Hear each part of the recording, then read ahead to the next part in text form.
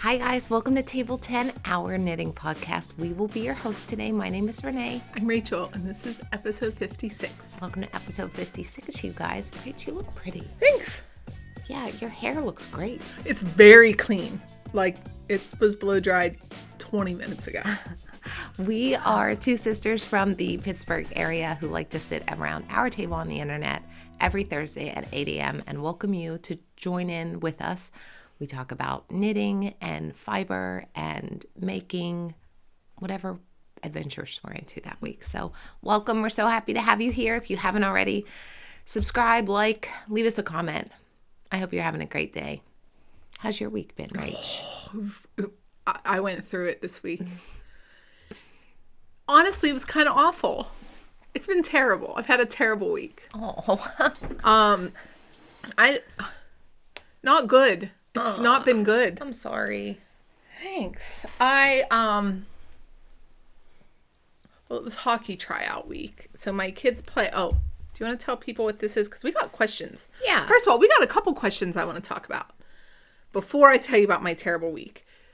This is a fleece that Renee and I are hand processing, and we've been picking it while we record because it's the only time that we have to do it, and then we want to do it. And we're almost done. We'll probably finish it while we talk to you today. I think we will. So this is been cleaned, been sheared off the sheep and cleaned, and that's it.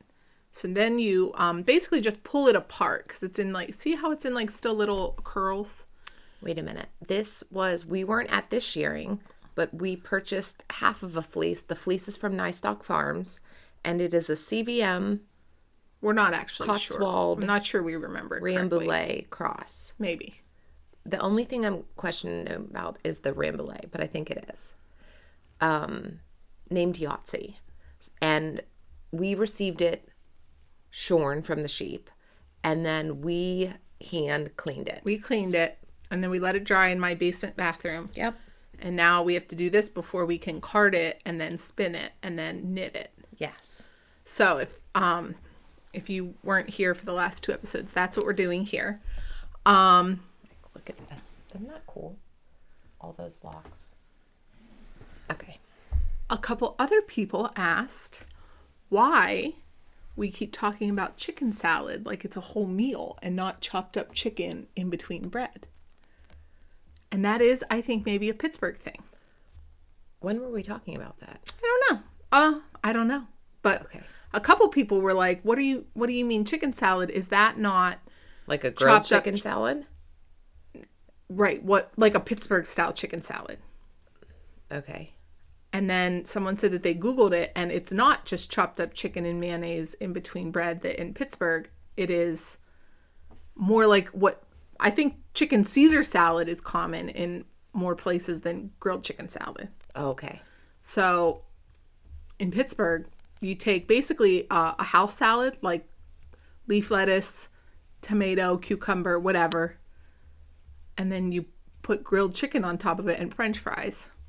Always French fries in Pittsburgh. And I put ranch dressing. But that is a Pittsburgh style chicken salad. In case anyone was wondering. I wonder when we were talking about that. I don't know. Okay. But it's delicious. If you've never had one, you should make yourself one. They're very easy. You can also put like chicken fingers, like fried chicken on it if you want. And then the reason that we are trying to hand process through all of this at once is because some people will take like this bit of wool in one project and then they'll do this bit of wool in another project. Because can you see the color variation? Rachel and I aren't doing that. We didn't weigh the clean wool, so we're not sure how much we have. And we're just going to blend this as thoroughly as possible. So we will pick all of the colors together in one big batch, and then we'll run that through a drum carder. And we should have however many bats we have. Let's say we have 8. Then we'll take those 8 and blend them again, like portion them out into 8 sections and roll and combine those into one bat so that we get as even of a blend of color in our final yarn and projects as possible. And we're going to split it in half, and we're both going to knit we think a vest. We think we'll have enough to make a vest. Yeah. So that's our plan. Yeah. And we did ask people to guess when this would be, in the last episode, completed by, this project, like when we would be wearing our finished whatevers this ends up being. And people did have some opinions and reasoning. So that'll be fun to go back to and see who was right. Yeah. I think we can have it done by Rhinebeck, which is October. Okay. Like middle of October, I think. That's doable. So yeah, this is Yahtzee, and we'll be working on hand picking this. The hand picking part took a lot. It was more time intensive than I think Rachel or myself realized. I didn't even know it was a step. I thought we just cleaned and then we did the fun part, which was drum carding. I knew cleaning was fun, and drum carding is fun, and spinning is fun, and knitting is fun. So I thought this whole project was just going to be so much fun. I did not foresee this part. I wouldn't call it this part fun. Well, I knew that this was a step because I was watching some fiber processing YouTube videos, and some people that love to just work through fleeces say that picking is their bottleneck.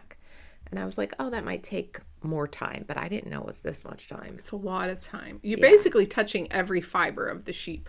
Yeah. Like almost individually. And we know that there are tools for this, so maybe we'll go have time to check those out in Maryland. Maybe, but we were talking when we were at the farm for the sheep shearing last week, and they said there are tools, but it was questionable whether they actually made it faster.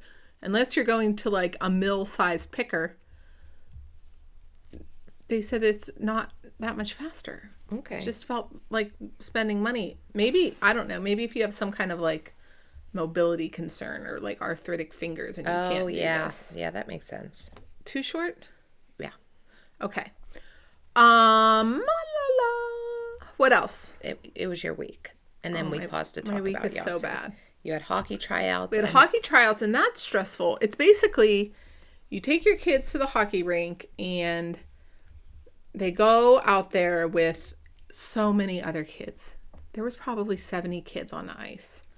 What is it? A age range? Yeah, they go with their like groups that will make up a team. So like the 10U kids all go at the same time, and then the 12U kids all go at the same time, and it like whatever age will be on a team. Okay. They're basically filtering them out into teams. Okay. But what stinks is that you're also just like competing with your friends. Yeah. So that part's kind of weird. And it's so stressful. People get so stressed out. I'm like, listen, you guys have had fun on every single team you've ever been on. After tryout week, no one pays attention to what team you're on anymore. It doesn't matter. Like half of the kids that you think you can't live without on a hockey team, you didn't even know them a year ago. Yeah. So I'm sure whatever team you end up on, you'll have a friend. You'll make a friend. Yeah, and it gives you the opportunity to make a new friend. Yes, but I know. It's so stressful, and like the whole vibe in that building is stressful. That like everyone's stressed. You can tell like parents are cranky. What technically is happening on the ice though? I don't know. You're not allowed in there? You're not allowed in there. Oh, they turn the cameras off. Games? Well, I think the first couple of days, it's a multi-day process. First couple of days, I think they're doing drills. Okay. And then I think they're like splitting them up randomly, it seems, and they're like scrimmaging each other. Who is allowed in there? The people trying out and the people who are not coaching, who are judging. Yes. And the people who are judging aren't allowed to be coaches in that age group. Got it. Hey, how did your husband know that your little one cooked? Remember, he was there's one window. This year they left one window open. Okay. And so that leaves literally it's not even a window. It's like a door with a window. So imagine like the door to the hockey rink has a window, but then you have to look through the bleachers and you can kind of see the ice. And then there's like a gajillion people standing there. So I'm not doing that, but he must have gone up there and I'm not doing that.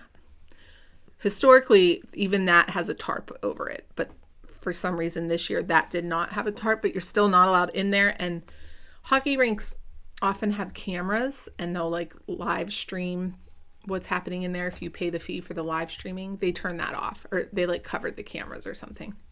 They said, my children are young. They're 9 and 11. You would think they're like college age the way I'm talking about this. This is just youth sports. They said they didn't want rival clubs seeing their talent from the 9 and 11-year-olds. Hey, and this is for travel team? Yes. Like not the school team? Correct. Okay. School team has their own, well, once they hit middle school, the school team has their own tryouts that probably will stress me out if they want to play for that in the future. Okay, so hockey tryouts. They started at the end of last week, but my husband was taking them, so they weren't stressing me out. And then, we went to the sheep shearing. I was like, what were we doing last week that I wasn't home? The day we went to the sheep shearing, my husband decided to take the kids to the skate park with like scooters and bikes, not skateboards. And they loved it. They had a blast. So they wanted to go again Monday after school. And it was a beautiful day and we had nothing to do. So I was like, all right, we put all the wheeled things inside my car. I took him to the skate park. My son fell and hurt his wrist. And he had hockey tryouts the next day. So that was the first thing that stressed me out. His wrist was fine. We got it x-rayed in the morning before school and it was not broken. And as soon as we told him it wasn't broken, it magically felt better. So I think he was just maybe nervous about it more than, I'm sure it did hurt, but he was able to go to tryouts and that was fine. But it did stress me out for a whole day. Yeah. And then Wednesday, we had people working at my house. And they were in the kitchen. And so I didn't want to be making food. So I went to lunch with Renee. Excuse me. Sorry. I went to lunch with Renee and her daughter. About, 15 minutes away from the house? Mm-hmm. But I wanted to be home when the bus came because I didn't want my kids coming in the house and there's like strangers there and not me. Right. So we were leaving lunch and I was rushing. I was trying to go very quickly. Wait, I brought my purse so you guys can see the size of it. It's important for this story. Okay. This is the bag that I carry on the daily. It's pretty. Okay.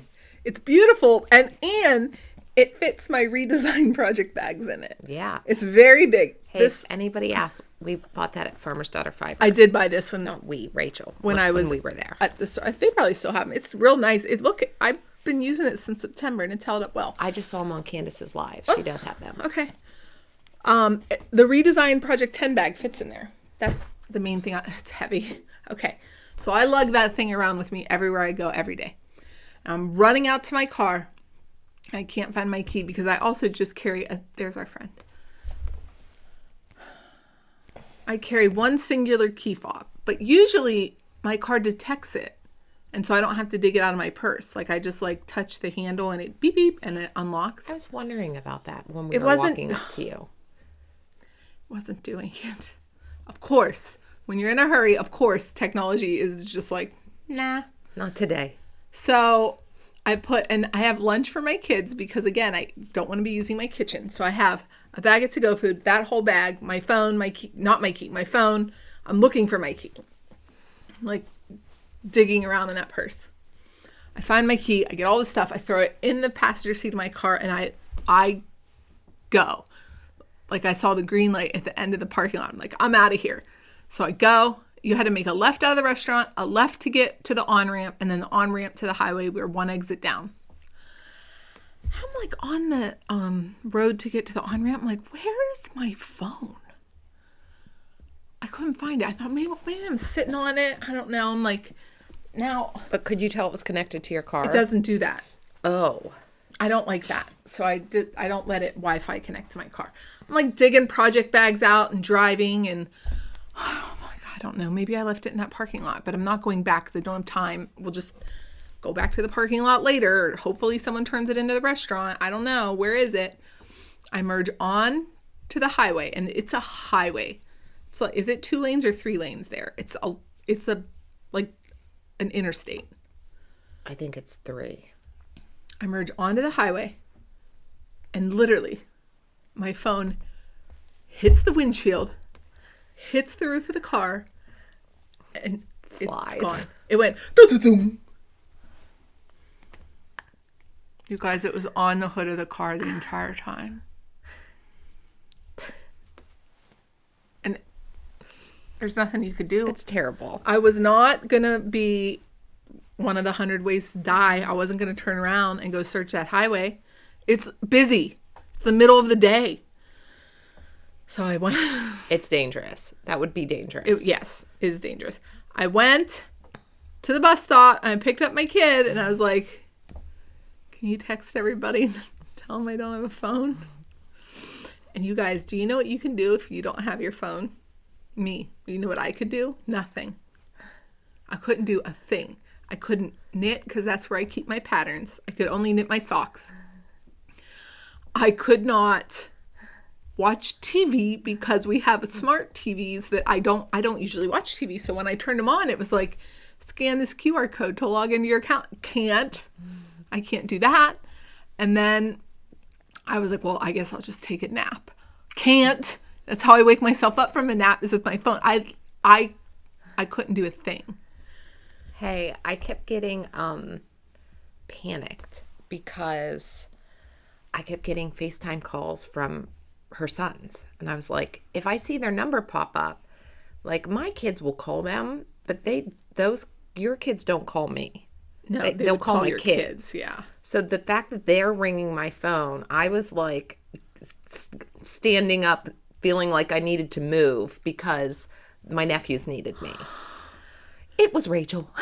Because I kept forgetting she didn't have a phone, so she'd commandeer one of her kids' phones and be like, hey, I need to make some phone calls. You guys, it was so terrible. I have that 2-factor authentication on everything. So even when I dug out my laptop from 2017, I was like, girl, you just got to turn on. What color is that thing? Rose gold. Obviously. Because I didn't even know. I have an iPhone and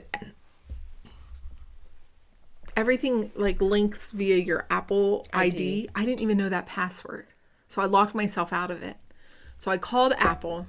I just had to call them. And it takes a while until you can like get a human, because like the voice person that wants you to tell them, you know, you can just speak in regular sentences, did not understand. I lost my phone in the middle of the road. It didn't understand. So I finally got a person and I was like, hi, I just need to know if I have Apple Care or, you know, I don't know anything, basically. And this very nice person was like, oh, yeah, okay. Well, which phone is it? And I was like, ma'am, I don't know. Unless I look in the phone, I can't tell you anything. I don't know anything. So we figured out, I was like, probably the most recent one, you know, the newest one. So we figured out, she's like, you do have Apple Care, but you don't have it for loss or theft. So can you get the phone? I was like, nope. She's like, oh, I'm sorry. And I was like, also, I locked myself out of my Apple account. And she was like, well, if you have another device that's logged in, you can just change your password without knowing. So there's a hot tip in case you guys ever need it. If you have another device that's logged in, you can reset your password. It was easy. That part was easy once I figured it out. So then I'm carrying my 2017 laptop around with me. It's just terrible. It was just a really hard week. Oh. I had to pay cash for the new phone out of pocket. That was not fun. The lady at the Apple store was so impressed with me, though. She was like, you have everything done. I was like, I have been trying to do this for 24 hours. I couldn't get to the Apple store until the next day after work. So it's pretty terrible. 0 out of 10 stars. Also, I couldn't do anything on the internet. So if you sent a message or tried to look at show notes or anything like that, I don't know. Did you do the show notes? No. They're not done because I didn't have a phone to do them. So, sorry. you don't realize how much you rely on that thing until you don't have it. Oof. It's kind of like when the power goes out, and you're like, oh, well, let's watch a movie. And you're like, oh, no, movies need power. Like, it's like that, except a little bit worse. Because even the world is not really set up to not have a cell phone anymore.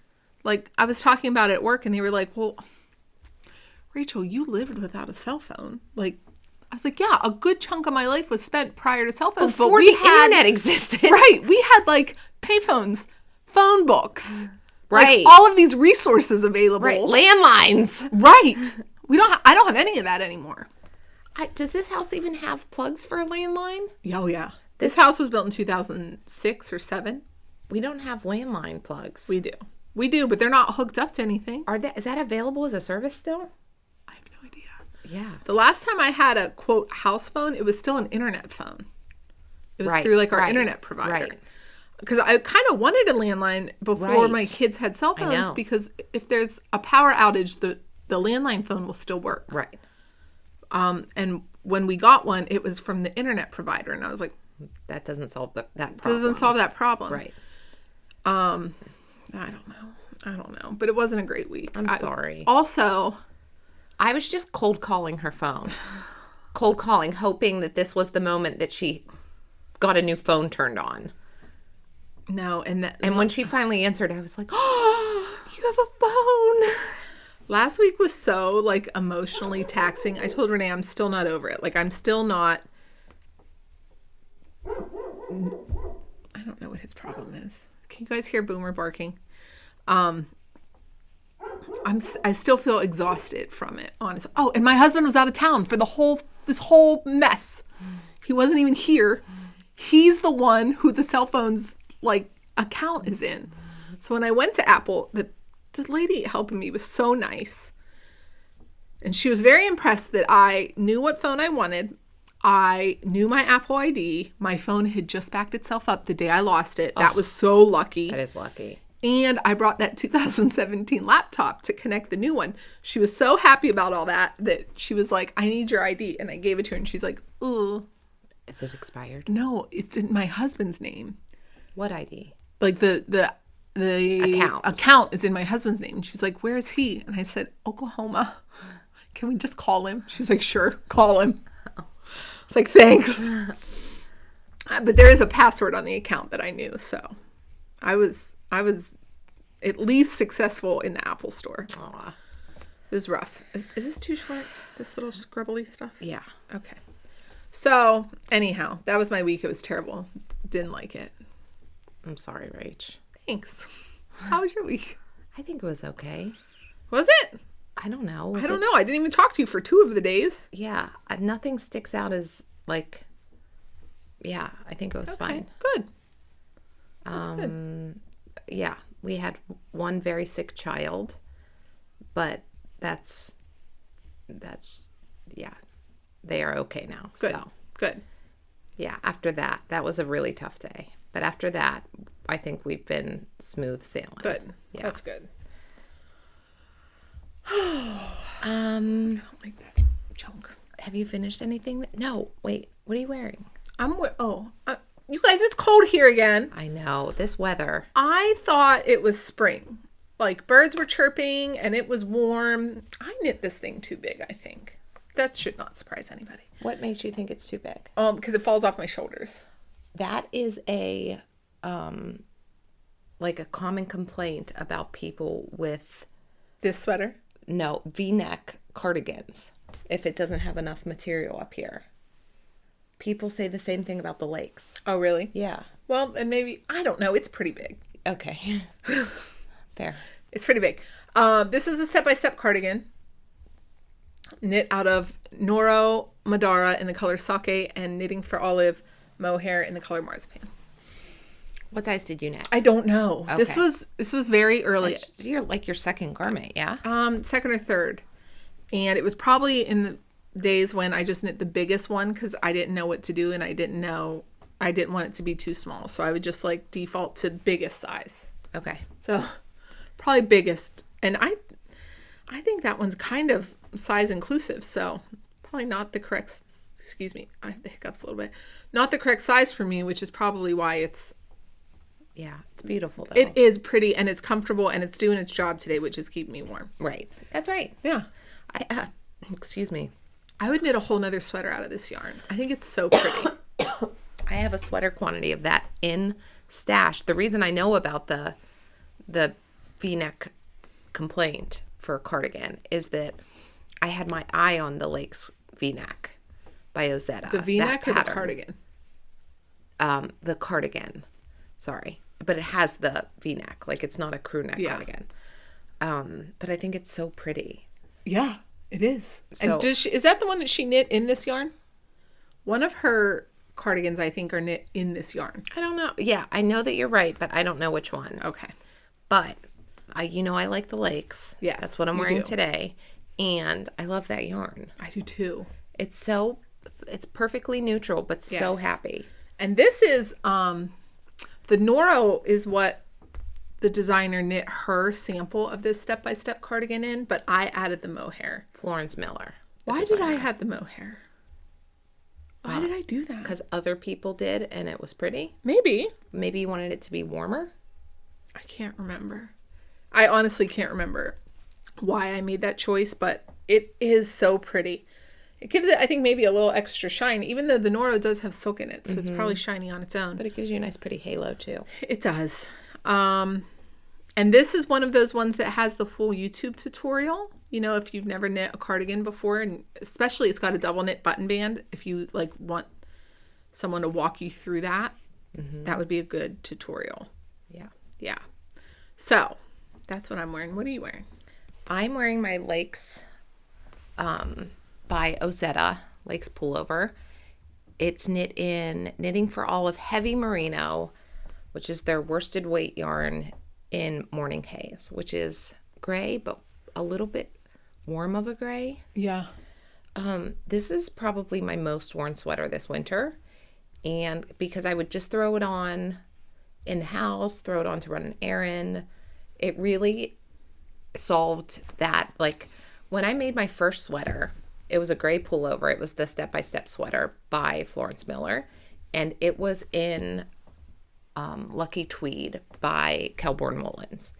And I had romanticized in my head that I wanted a gray pullover sweater that my kids would see me wearing all the time, and that that would hold some, like, it would be special to them if that garment ever got passed on to them. But I wanted it to be like bus pickup, preschool runs, grocery shopping, out in the garden. I didn't want it to be a precious sweater. Well, I made that sweater, but it's not my best fitting one. Well, it's your first one. Right. So this one answered that desire, or like fulfilled that emotional need that I had for a gray garment. Yeah. And I was looking at this sweater today. Let me get close for you guys to see how it wore for it being put to such heavy use. I think it looks perfect. This went into coats, seat belts, wrapped up in other scarves, and there's like a little bit of peeling. So minimal though. Can you see that? And I was like, oh, that's actually helpful though to see. If you wear this, like, again, I was not babying this. I was not being precious about it. I do have some pilling on the sleeves. Oops. I'm always interested in how yarn wears. A little bit under your arms too. You probably get your boobs in the way of you seeing it, but like the same amount as it's on your arms. Yeah, but it's like easily pick-offable too. I think also if you just took one of those sweater eaters, it'd be in good shape. But I was impressed that I could wear it that much, that hard, and only had that amount of pilling. Yeah, it looks good. Because, I don't know, I think, is there a perfect yarn out there that doesn't pill at all? I have no idea. I don't either. I wouldn't know. I don't have enough experience with my garments either to say. No. I also think that the general rule is the softer the yarn, the more likely it is to pill. Yeah. And I'm not a huge fan of the really rustic yarns. Like maybe that Lopi that we knit the Colorwork sweater in wouldn't pill, but like it's way too hot and heavy for me to wear. Yeah. Like on the daily. Yeah. So. But in terms of like putting the work into a garment and having the wool stand up, I would recommend, like I would knit with this again. I will knit with this again, the heavy merino. I think it's a little toothier than their fingering weight merino from Knitting for Olive. But I've worked with both and I like both. It's like a pretty, in my opinion, like a pretty solid yarn. Yeah. Comes in tons of colors. I think it's pretty accessible. You can order it right from Knitting for Olive. Our local yarn store sells it. Yeah. And they do, on their social media, they will knit up swatches and like attach it to a sweater that it looks like a toddler is wearing, and send the toddler. I think they call it the kindergarten test. Okay. And okay, so maybe then a older kid. What's the difference? I mean, okay, a young child. Kid. Yeah. And like put it on the arm and the belly and just see how it wears, and they'll show you if like their new bases that they're thinking about bringing on pass or fail the test. That's cool. Yeah, I think so. You know what else they've done recently that I took advantage of is they had their yarn colors analyzed by like one of those color people. And so you can filter now by, if you know your color season, like if you've had your colors analyzed, you can filter by that, and they'll tell you the colors that like work for you the best. That's really cool. It's really cool. I'd like to see what they recommend for me. You can go see. Let me see that. Shockingly, I'm still in the pink, blue, purple. Really? Solidly. Knitting for Olive. I don't have to do this now. I can do that later. What have you finished? Nothing. Okay. What have you finished? I finished my Sabai top, but it hasn't been blocked. Okay. Let me pull it out for you guys. Here's my Sabai. I'm not sure. What? Do you remember the last episode where, excuse me, I stood up and I tried it on, and we said 2 more inches and that would be perfect? Well, here they are, and I think it's short. But that's okay because... But it hasn't been blocked. It hasn't been blocked, but I don't think that I'd want to block it any longer because I'm afraid I'm going to drop that arm. Where's it hit you? Where's it come to? Did I take a picture of me with it on? Don't know. I tried it on for my husband. No, I didn't. I'll try this on next week. It might be back on the needles. I don't know. Are you going to block it first? Yeah. Okay. You have more yarn? Yes. So I had... no big deal. Do you want me to say more things?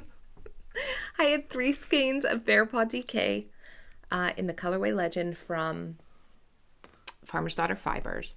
And I knew when we were in Montana last fall, I had my like bone neutral cream colored Sabai. And I was like, it's so easy to throw on. It covers bra straps. It's comfortable. I could really use a few more basic solid colors in my wardrobe, and I would wear the heck out of them. And when we touched the Bear Paw DK base, I was like, I think I would really like it in that. So I chose the option where you have the ribbing at the neck and at the hemline, and that goes down the arm. What you're seeing here, I still have some ends to weave in. I left these ends because that tells me it helps me. That's just one thing that I finished, and I was like, I want to know what this side is because I think that's the side that I have the end of the garment woven on. So it just is indicating if you're going to pull this out, lady, this is the side. That's helpful. Yeah. So I'm going to block it and see how I feel about the depth of the armhole because my first Sabai was a size 1, but I knitted in worsted weight yarn. This is knit in a size 2. It's not that much more ease. So we'll see. We'll see how it blocks. Okay. It's very soft. It's next to skin comfortable. I put it on with a pair of high-waisted linen pants, the Lane pants, last night. And it does look very cute. Okay. But those are very high-waisted pants. So Are most of your summer things not like that? not all of them, no. Okay. So it would, we'll see. We'll see. Or maybe you just knit another one. That's what I thought. Do I want to rip it out or can I just make another one? Make another one. But I do have a whole entire extra skein of Bear Paw DK. So You only use 2. Yeah. I have plenty of yarn to add on to this when I choose. So I'll block it and bring it back and let you know what's going on. I have a whole skein of Bear it. Paw too. Oh. So you could do another one. Yeah. They were same dye lot. Yeah. I mean, I'd have to technically rip they out don't some do of this, right? What? Yeah.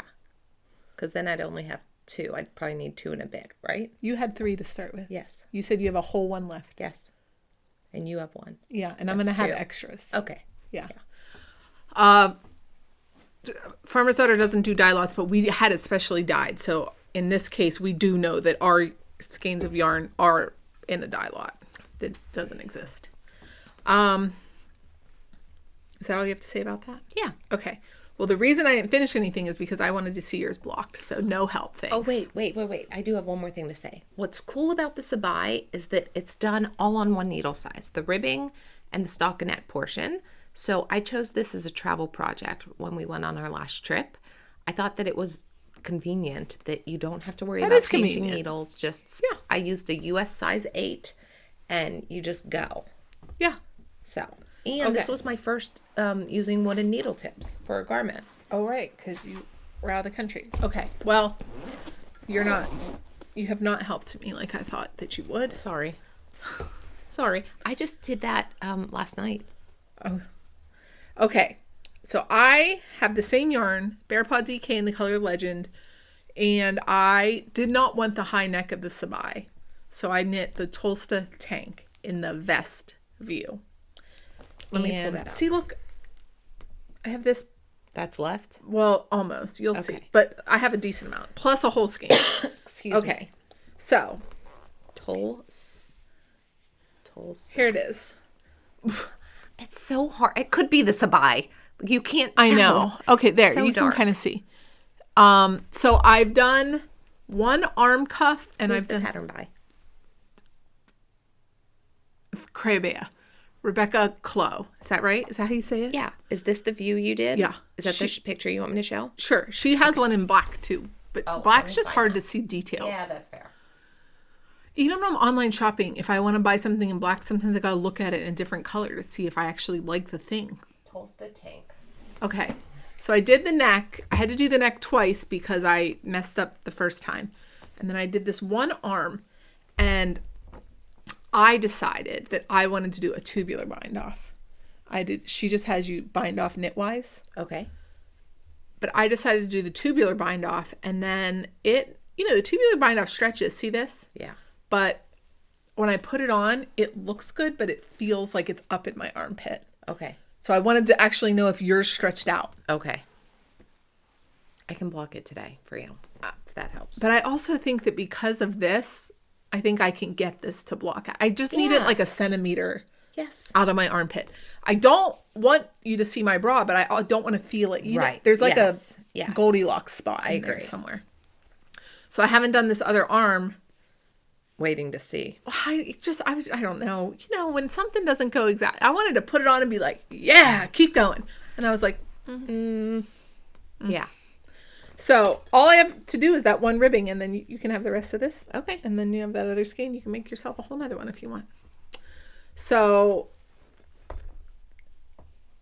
the pattern is written for fingering or DK. This is obviously DK because we have Bear Paw DK.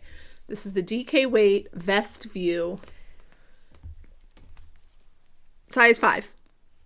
And it's written for different views, too. There's like 3 different necklines. 3 different necklines, 2 different yarn weights. I think that's a crazy good value. I do, too. I'm trying to figure out how much it is for 7 pounds. 7 GBP. Yeah. I feel like that's a deal. That's a value. So. Nice. Yeah.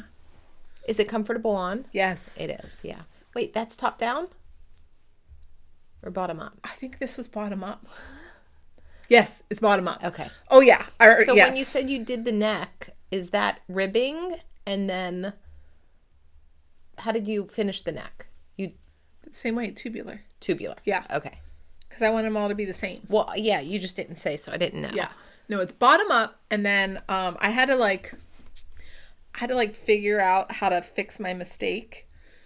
Of what? Well, you shape the neck and you shape the back. Okay. And after you're done shaping the neck, I broke my yarn and stopped. But you're actually supposed to like knit to a length. I was just like, done shaping, done. And since it's superwash yarn, I didn't want to have like all the ends to weave in. So I think I did, let's say I did the back first. I don't actually remember, but let's say I did the back first. And when you were done shaping the neck, I stopped. Okay. So I took the difference of how much more I was supposed to knit and I added it onto the front strap. Oh. And then she gives you the choice to either 3-needle bind off or graft the stitches together. I grafted them because then I thought, well, I won't have that seam that a 3-needle bind off gives you. So hopefully you won't notice that my seam isn't on top of my shoulder. It's like towards the front. Whatever side it was. Right. So I did have to kind of fix my mistake a little bit. But when you put it on, like when I put it on, you can't see it and it's black yarn. I don't know that you would ever notice it anyhow because look how much details you can see. It just looks like I'm holding up a hole. I know. In front of me. It's impressive how much light that absorbs. Yeah. Yeah. So, so this is close enough. It'll be done by the time we go to Maryland because I want to take it there. Excellent. Sometimes I need like a deadline to get my butt moving. I have so many projects that have stopped with like one step left. Well, I don't know why. No, I get that. I couldn't explain to you why I do that. Sometimes when one thing goes wrong, you're like, oh, okay, I can. But another thing, I'm like, no. I know, something new, something to make me happy. But also, it's nice to take a pause from projects sometimes because, like, you get to think about it and be like, oh, okay, I know how I want to attack this now. Yes. You know? And last week, I was going through it. I didn't have time for an armhole that was too tight. Yeah. I didn't have, like, the mental capacity it's for not that. It. I get it. I get that. This is pretty, but too short. Excuse me. How many whips do you have? I have 2. Let's see one. How many do you have? 3. Well, that was 1. I have 3 more. Okay, you go. Okay. All right. Well, let's talk about Sock Squad.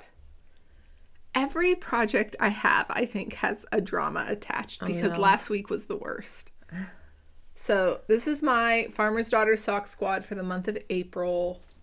Look how cute that is, Rach. We talk about this every week, I think. Morning Honey is the colorway, and I'm buddy knitting this design with maybe this one if she knits it. And Trisha from Yarn Jam, did she knit it? Yeah, I saw one of her cuffs done. Yeah, she did great. Yeah. I was like, why don't your stitches look all open and googly eyed like mine do? From back here though, look how cute it is. No, they do. Yeah. So this is just going to be like a little shorty sock. This one's done except the heel. This one's coming close. Let's talk about the Sock Squad for a second. Okay. So here is April 2026. This is the book that you got if you signed up for the entire year in 2025. Like if you signed up for Sock Squad in advance, right? At the beginning. You can still sign up now, but it's not, you won't get the journal, right? And you won't get the previous months. You just join and you. So every month you get 120 grams. You get a 100-gram main color and you get a 20-gram mini. And there are 3 bases that it rotates between. This is their Highwood sock. It's 80% superwash merino, 20% nylon. And then so obviously this is your main. And then the contrast. The contrast, did I put it back here? Yeah, here's the contrast. But I didn't use it because I'm not certain that it's a lot of contrast. Very low contrast. But, sometimes there's a Discord and people post in there. And then sometimes once it's knit up, I'm like, that is contrast. Right. But why didn't it look like it in mine? The Discord that Rachel's talking about is the Farmer's Daughter Fiber Discord. They have a Sock Squad 2026 chatter. Candace reached out to Rachel and myself and has gifted us the entire year's worth. Yes. So this is a gift. Thank you to the Farmer's Daughter. We were going to join anyhow, but it's very nice that she gifted it to us. Yes. So yeah, it's happened every month where I've thought that's not enough contrast for me. I agree. And then when I see someone knit it, I'm like, that looks great. Yeah. Right. I know. That's weird. Phenomenal. I know. So one spit it out, Renee. 1 month, let's challenge ourselves on one where we're like, that doesn't look contrasty. Let's do and it. like knit it. Okay. Just to see it. Okay. I felt like that way on January, even though looking at it though, those were higher contrast than this. Right. January, January, February, March was clearly enough contrast. Yes. January, February, and April did not look contrasty to me when they arrived at my house, but when I see people knit them, they do. Yeah. So there's also that option to buy a 5-pack of contrasting minis. Did I buy April's? I bought them 3 months in a row because I wanted to have minis in every base. Mm-hmm. So I must have bought April's, but to be honest, I don't know where they are. I don't know if they've arrived yet. Sometimes it's like a pre-order and they come later. Anyhow, not here nor there. Okay, back to this. What's happening? The cuff design is from the Summerly Sock Squad Volume 1, the March. Colorwork Cuff Club. What did I say? Sock Squad. I know. That's why there's 2 of us. It's okay. My brain's not working. Cuff Club Volume 1, March. And this little brown part is last month's mini. Mm-hmm. And then the white is just white opal sock yarn. When I cut in the heel, I was leaning towards yellow, but I had a disaster with the yellow. I'm going to talk about it in like 10 seconds. So now I'm thinking, would white look bad as a heel? Is that a bad choice? Is it going to get dirty? It was the dirt for me. What do you guys think? I think, especially on the heel. I know. Because, like, yeah. Okay, but here's where I am. Okay. So I put a stitch marker on the last regular row that I knit before I started the heel, so I know when to stop knitting this one. A stitch marker? Yeah. Let me see. Okay. This thing. Yeah. So I only have, it's a real dangly one. I have, I don't know, maybe like 7 more rows before I start the toe. So I need to make a decision probably within the next day or 2 of what I'm doing with the heels. I was going to make them yellow, and that was going to be, maybe, I don't know. Oh, I think yeah. Okay, but I was just going to use this yarn. And maybe I have enough. 2 nights ago, I was knitting my sock, happy as can be. So do you notice that this does not look like enough yarn?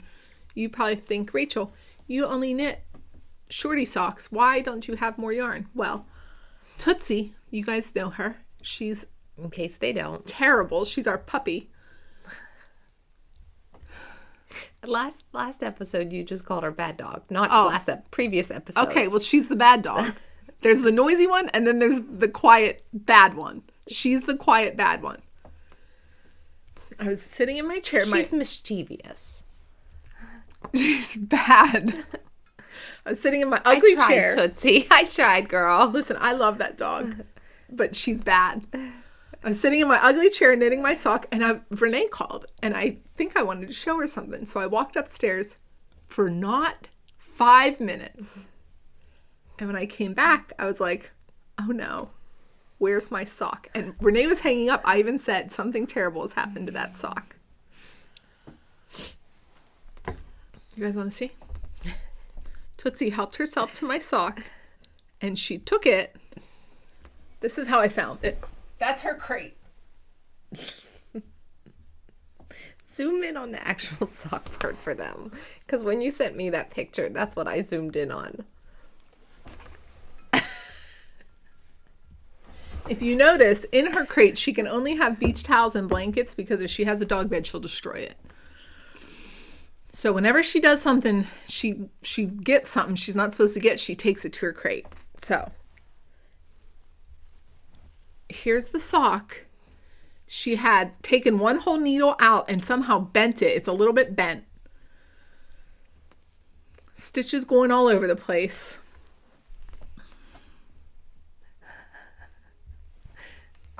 This was my attempt at fixing it. Aw, we can work on that next. Oh. Mm-hmm. This was the last little bit that was salvageable, that was not like this. Yeah. And this is enough to at least get the toe done. If you look, wait, let me see if you can see this. Yeah, if you look at this, it's like a scar. That's where I was when she did her thing. And that was the best that I could do, picking up these. That'll be the foot. Like, right, I'll put that down. Underneath. So, I definitely have enough to get the toe done. I probably have enough to cut in 2 heels. And if not, I can probably detangle enough to get the other 2 heels. They'll be afterthought heels. But that just, one more thing to go wrong last week. When it rains, it pours, so to speak. But these are close, and I love them. I must admit that I was not a fan of this yarn color when it showed up in my mailbox because I don't like yellow. It's just not my color. Look how cute they are. But I think they're so cute. I agree. I think they're so cute. I'm excited. And honestly, I think that is the fun part of Sock Squad. It is. That you get a challenge.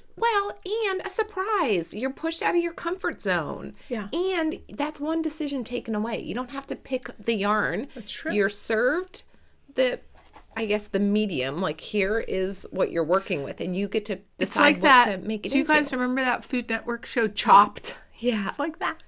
I think it's very cool. It is. Excuse me. Oh, I don't know. Going through it.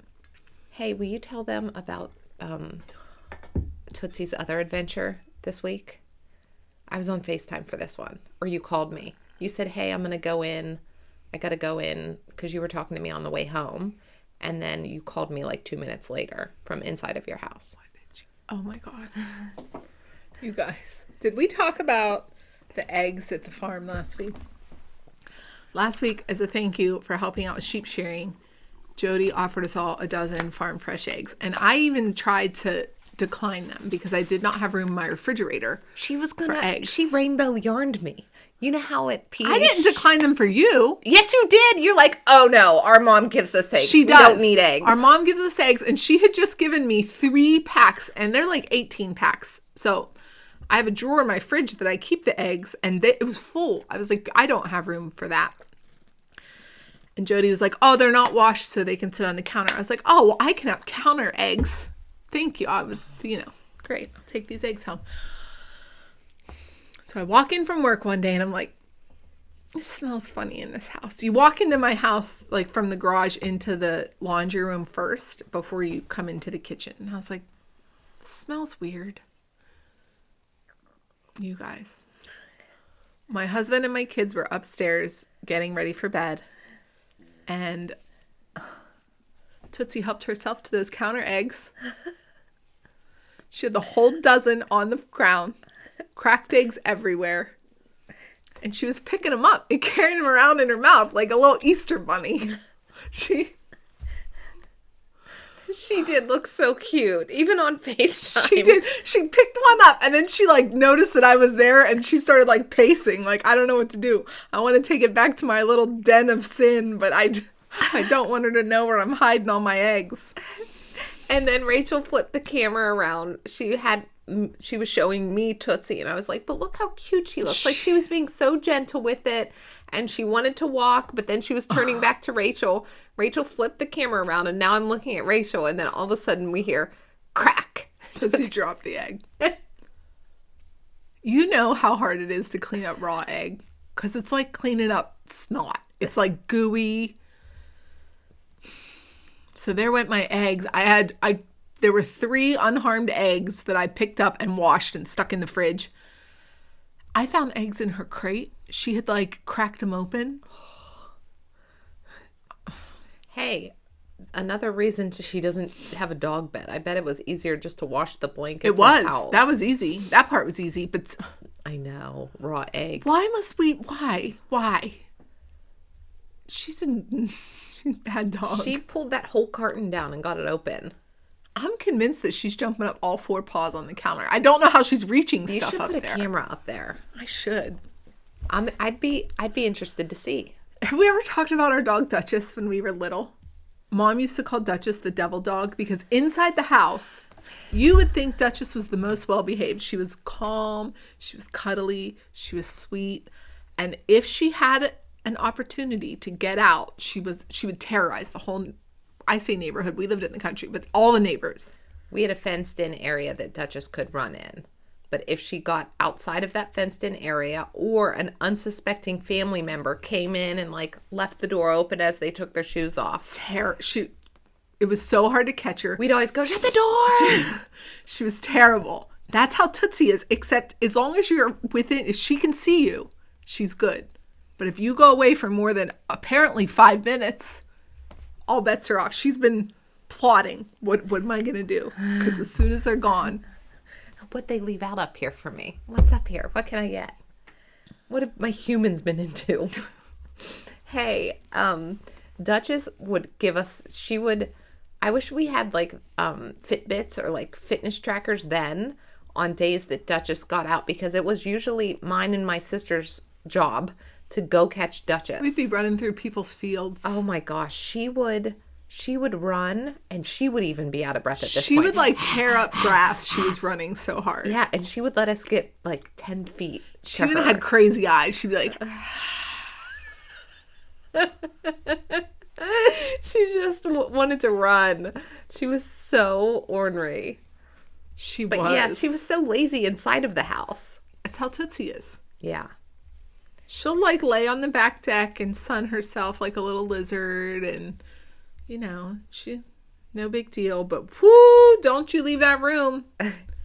Okay, so I'm sure that all of you know, going back to the sock, but the Colorwork Cuff Club that Rachel's knitting that sock out of, you buy, I think it's $15 US, and the year that it was like ongoing, you would get the basic pattern first, like here's how you're going to construct the sock, and then every month she would send you a new colorwork chart for the cuff.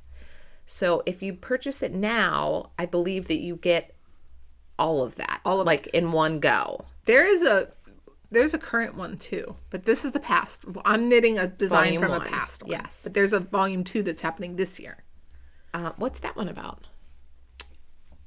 What do you mean? Is it textures or colorwork? It's kind of both. Okay. She did add textures in. If you see people who have knit the cuff where it looks like a little cable or something, that's probably she has like a cuff club take 2.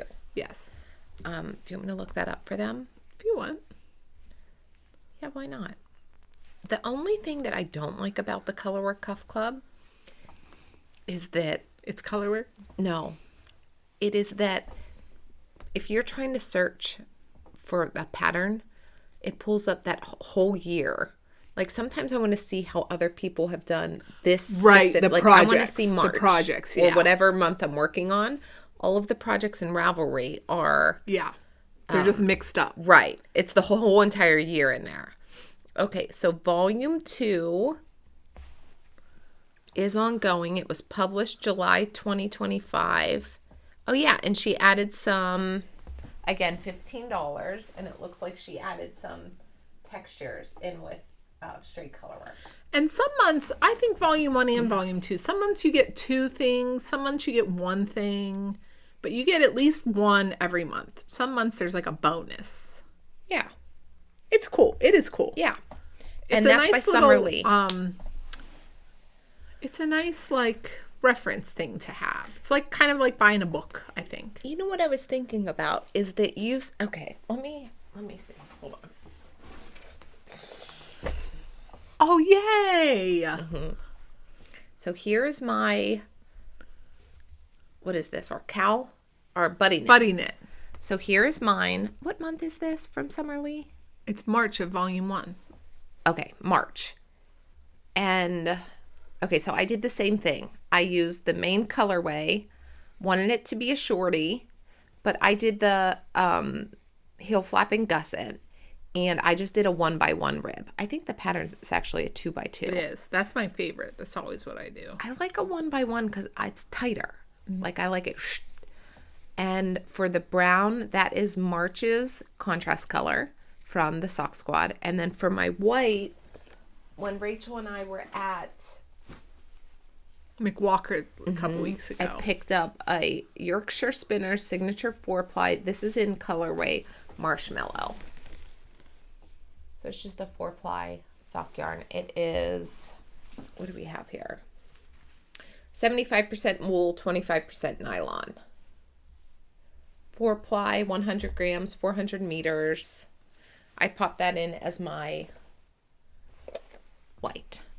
I am knitting these on a US 0 9-inch circular. And then when I went to do my heel flap, I popped it onto my magic loop needles, which are a US 1 or 2.25 millimeter, to do the heel flap, heel turn, and the gusset decreases. And then when I got all of that decreased down, I popped them back onto 9-inch circulars, because my thought is that this is going to be my like on the go project. Now I'm just in the round until I get to the toe. So I'd like to get the next sock on and going to exactly this point.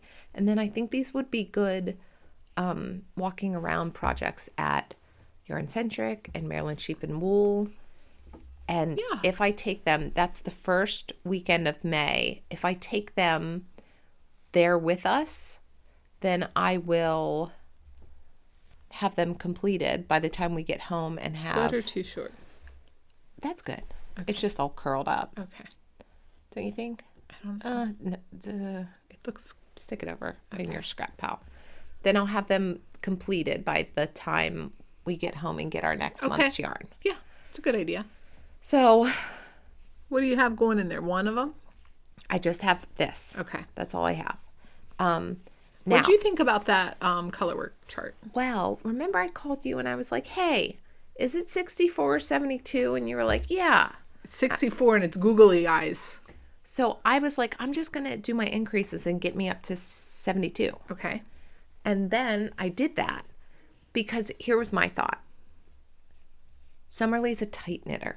Okay. So I thought if I could just bumped up to 72, I have a tendency to also be a tight knitter, but when I'm doing color work, something happens that I really loosen it up because of the extra in me. I think I have to really loosen this up, and then it's too big. So let's go up to 72 and stay on a US 0, and that'll be fine. Well, that increased, 8 stitches? Mm-hmm. That is not the number of repeats in this chart. There's no 72.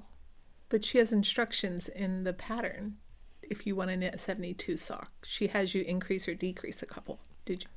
I thought you could increase up to 72. Does that make sense? You didn't look at the pattern? No, I asked you. And you're like, oh, yeah, you could do it 72. So I put 72 stitches on. And then I was like... You put a lot of faith in me. I did. For the pattern I didn't knit. I did. I didn't. So, because I talked through this whole process with you, and you're like, oh, yeah, that makes sense. But, like, literally right below the chart, it tells you what to do if you're knitting a 72-stitch sock. But I asked my sister, and she said she's always right. So I just said I would increase up to 72 and do the chart. Don't put this mistake on me, lady. There is no 72. There's no way I could do the chart in a 72 repeat. So then I stopped and I read the pattern, removed those, pulled those out, and I was like, I'm just going to go for it. So I did this. What are you going for? 64 stitches on my US 0 circular. Okay. That's what I did.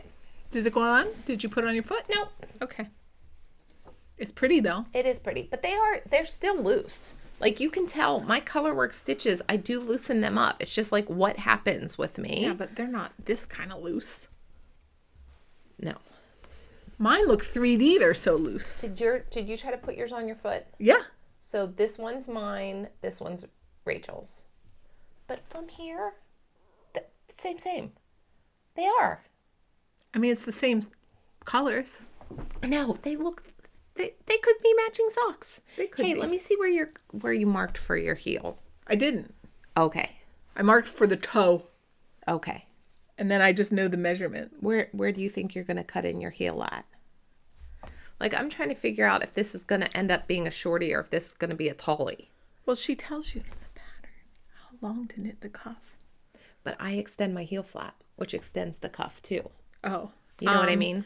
Well, she said that anyhow, I was planning for 3 inches, including the ribbing. Okay. Of cuff. Okay. So 3 inches, including the ribbing. I cut my heel in at 7.5. My toe is 1.5. So that was 6 plus 3. I knit to 9 before I started the toe.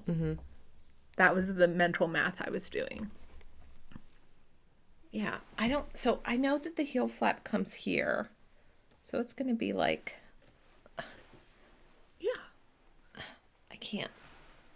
We're going to be like here. That's a shorty. It's going to cover your ankle bone. Yeah. It's cute. It's really cute. Yeah. And once I was happy just to be like, okay, we're going to make sister socks. I don't even have to think about the color because I did still have some of my hand spun that I thought I could pop that in as the petal or the, what's that, stamen? What's this center part I think it's called? stamen. But I'm going to save this. Yeah. So I really like, maybe because like it's the one I've been looking at for so long, but I really like the white, brown, and yellow. Me too. It feels very natural too. It feels like sunflowery vibes, even though it's not sunflower colors. Okay. That's mine. Okay. So the goal is I'll have that cuff and color work and heel done by the time we just have leave 2 for feet Yarncentrick. Yeah. That'll be perfect. Yeah. Perfect. Okay. Is it my turn to go again? Okay. I am knitting Samantha Guerin's Summer Session Tank. We talked about it last week. Out of this Explorer Knits and Fibers. This is their linen sock in the color Gumwall. Remember, I was worried that it's very close to my skin tone, but we're going to roll with it. I think, here's the thing. I don't know that I'm good at lacing cables. I might say that I'm bad at it. So here's how far I've gotten. This thing looks so small too, you guys. Look at the garment that I'm wearing. So this is look at it. And then look at what I'm knitting. And this is supposed to fit on the same body. Look at it. Summer Session. You start at the back neck. Okay. Yeah, you start at the back neck and then knit down to the arm and then you pick up for the... Okay, this is how much of the cable and lace that I've done, and I'm convinced that I can't do it. Because I can't count. Every row I lose count, and I'm like, what is happening? And then also, I don't know if the cables look like cables. I don't know if I'm doing those right. What do you think? I do think they look like cables. Did this look like a cable to you? Yes. I think you're imagining like a 3x3 cable. Maybe. It's just a 1x1 cable, which is just basically a Crossover. Yeah. I think it's pretty. Okay. I think it's very pretty. Well, it's not going to be unless I can like memorize this pattern, and how many row repeat it's a 9-row repeat. Okay. But I think at some point maybe I could just read it from if I get familiar enough with it, because it goes all the way down. Yes. But right now I can't at all. So I have to be sitting with the pattern, which was on the phone that was in the highway for a few days. And I have to really be concentrating. It's a really curly part. I can't, nothing else can be happening. No one can be around me or I lose count. And I'm like, I feel like every row of this little tiny section took a considerable amount of time. So this is slow going, but kind of the point to making this garment was that I wanted to know if I liked this yarn and peel it. This is a non-superwash wool and linen. Oh yeah, that's nice. And it's That nice. is nice. It is nice. So that's good to know because Explorer Knits and Fibers primarily, I would say, sells their yarn in pre-sales. So I was thinking like over the course of the next, few months, if I see a colorway or something that I would think would be a nice summer color, I wanted to know if I liked it in the linen base. Fingering weight? This is fingering. She also has it in a DK. Okay. So linen sock or linen DK, and it's non-superwash and linen. Nice. I do like it. It's nice. Yeah. This is like a real open. Yeah, gauge. I mean, it's a tank top. I know. It's just, I'm so not used to that open of a gauge. Open gauge. I'm not used to this little dainty little thing. But if you look at her pattern, her ribbing is that you add on it's to significant. The arms. Yeah. Yeah. Yeah. So I know. But it's a little bit of like a, yes. I don't know. I don't know what I'm making. Yes. But so this will be slow going. This will be slow going. Hey, so when I first started working with cables, I think it was the Brady loop, I would find that if I marked either right when I did the cable, the row that I did the cable, and then kept going down to the next time I made the cable, because it was that cable crossover that I was like, I don't know if this is row 1 or if this is row 1. Do you know what I mean? I don't know if I cabled here or below to read them.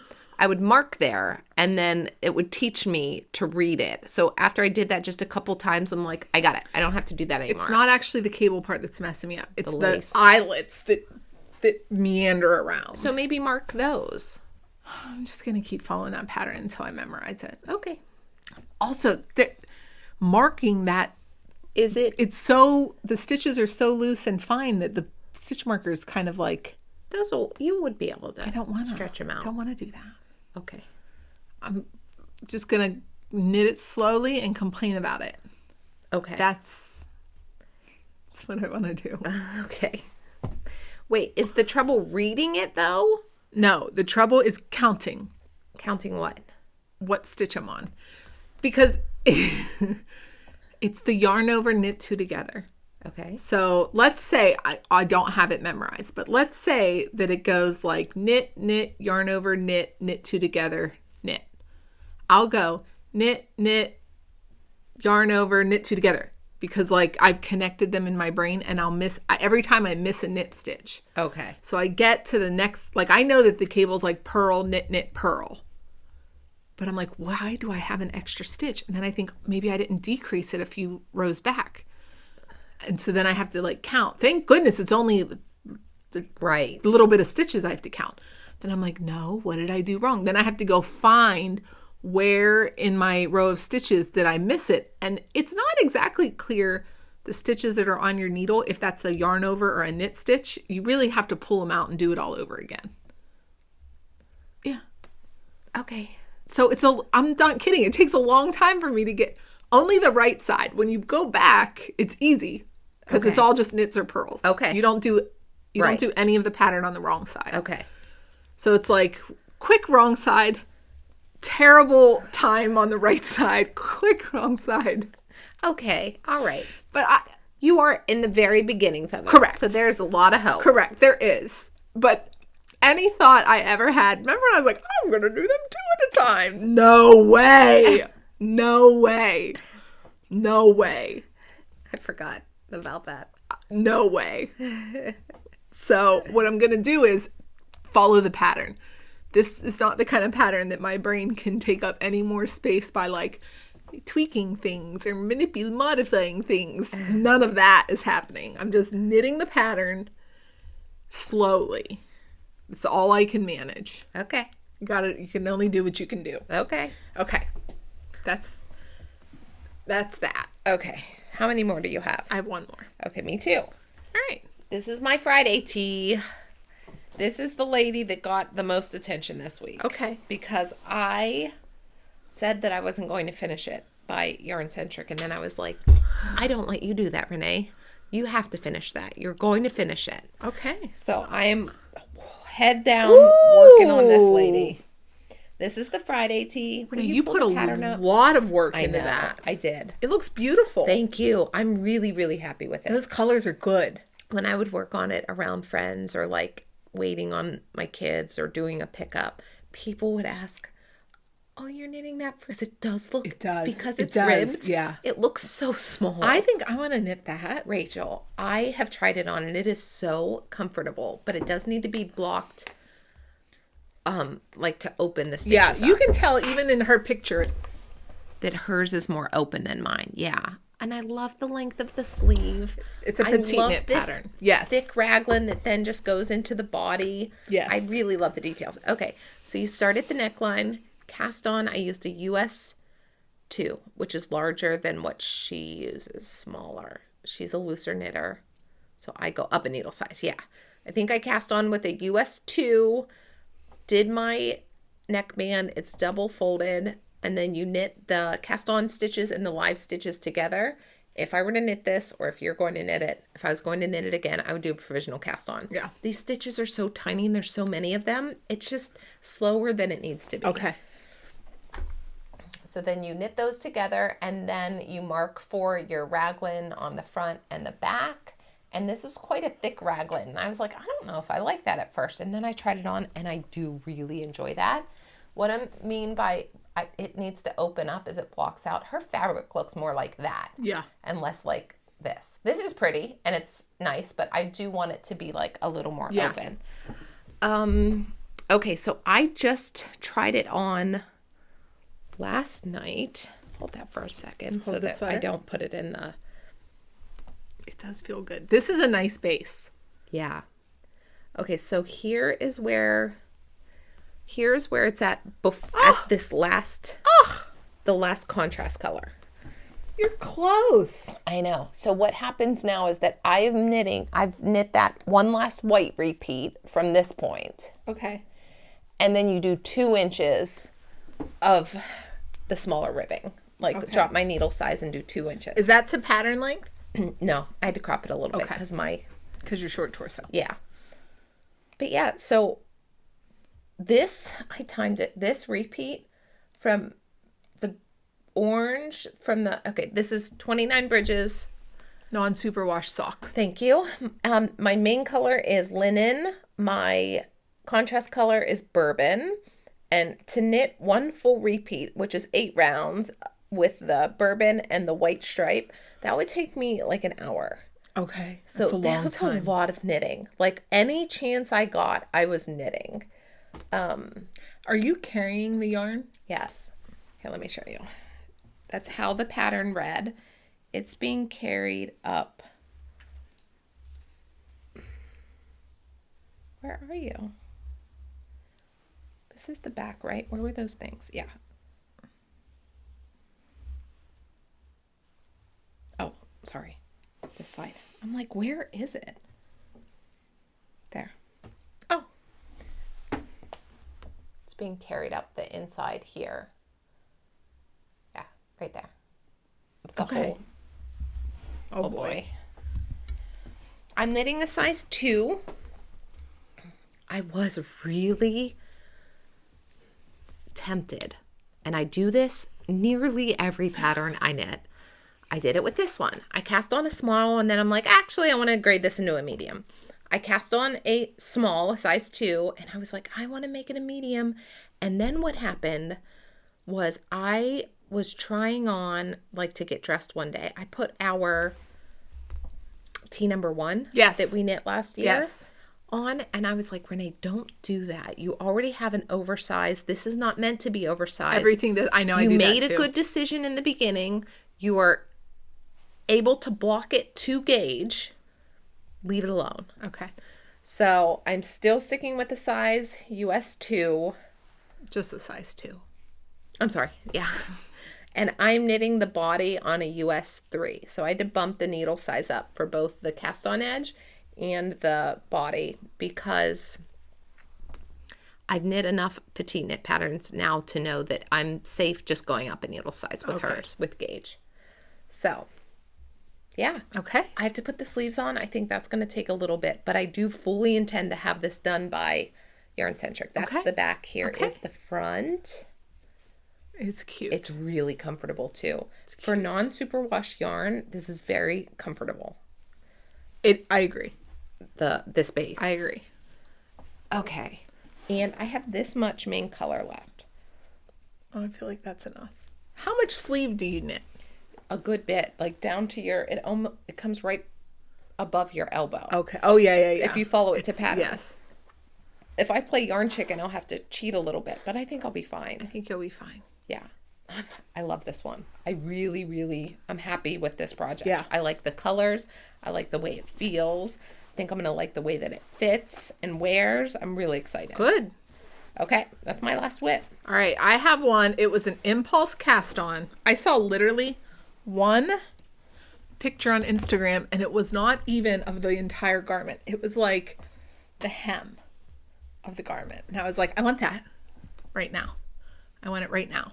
So I came up here. I knew exactly what yarn I wanted to make it in.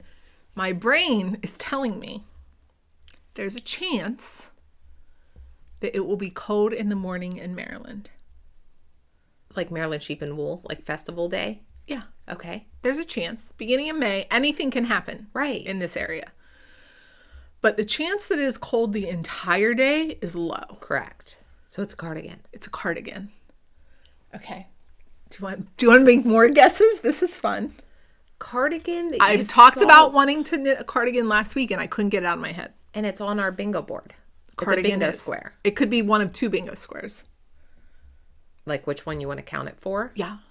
Because it's a cabled cardigan. It is not. It's an all-over textured cardigan. No. It's a colorwork cardigan. Nope. What's the other bingo Do we have square? knit from our stash in the bingo card? It's in my personal one. It should be. It's from stash. That's the other. On my personal one that I like wrote out. Now I'm mentally going through your stash. Okay. Do it. That's a big stash to mentally go through. Cardigan. And you said you saw the hemline? Uh-huh. And wanted to make it. Correct. It's not colorwork? Nope. I don't know. Okay. Hold on. Here it is. This is the yarn. Oh, yeah? This That is deep stash. Deep for stash. You. It is. This is Millstone Tweed by Barocco. I bought this when one of our local yarn shops closed. Was it last year or the year before? I think it was February of last year. Okay. I bought all that she had of this. I bought so much that when it was in my basket, another lady was like looking through it because she thought it was just a basket full of this yarn, which it was. I think when it knits up, you can see the tweedy bits better. I like this as a tweed because the tweedy bits don't poke out. Sometimes tweed yarns, the tweedy bits poke out and I want to pick them off. Okay. But this is like, see, it's like kind of like milled in there with it. So I am knitting this. Wow, you got a lot done. This is mainly what I did this week because I was stressed. Okay. Also, every once in a while I'd be like, new part of the cardigan. This is the Air cardigan by Ozetta. Oh, see that back yoke? Yeah. Wait. Is that the back part This is the back. that made you want to? No, it was the hem. Okay. Just What about the basic? hem? It was just Oh, basic. I was like thinking the one with like flowers I down know. there. No. Okay. She had this like carousel on Instagram and it just looked like a cozy picture. And I was like, I want that. What is it? Okay. Doesn't take much sometimes. So you start with this. It's one of these break the yarn patterns, which She does that. she must be a perfectionist because I think we could do this cardigan in so many less steps. But like, for instance, see this huge, it's like it's a big back. What is happening? God, the mirroring is crazy. Okay, it's a big back straight part up here. That's where you start. You don't start here and knit this way. You start in the middle and you knit this way. And then you You pick it up and you go that way. Yeah. Why? Like a provisional, or you actually pick it up? You Judy's Magic cast on it. Okay. I'm trying to pull up this pattern. Air cardigan, but it's one of those crew neck ones because I think that wears a little more like a jacket if you want to like throw it on to keep you warm in the morning. Do you know what I mean? Yeah. Here we go. It's an $8 pattern. Isn't it cute? Hold on. Let me show them the back. Very oversized, and she knit hers, I think, with like 2 yarns held together. I was not interested in that. Okay. So This is a 16 stitch gauge. Oh, that's nice. Fly through that. yeah, look. Yeah, And look at it's me. knit on a US 8 and a US 7. Yes, I'm knitting it on those needle sizes. I'm at gauge. So I did the back. You do this part of the back, then you pick up stitches and you do that part. And then you do this front and you do this front.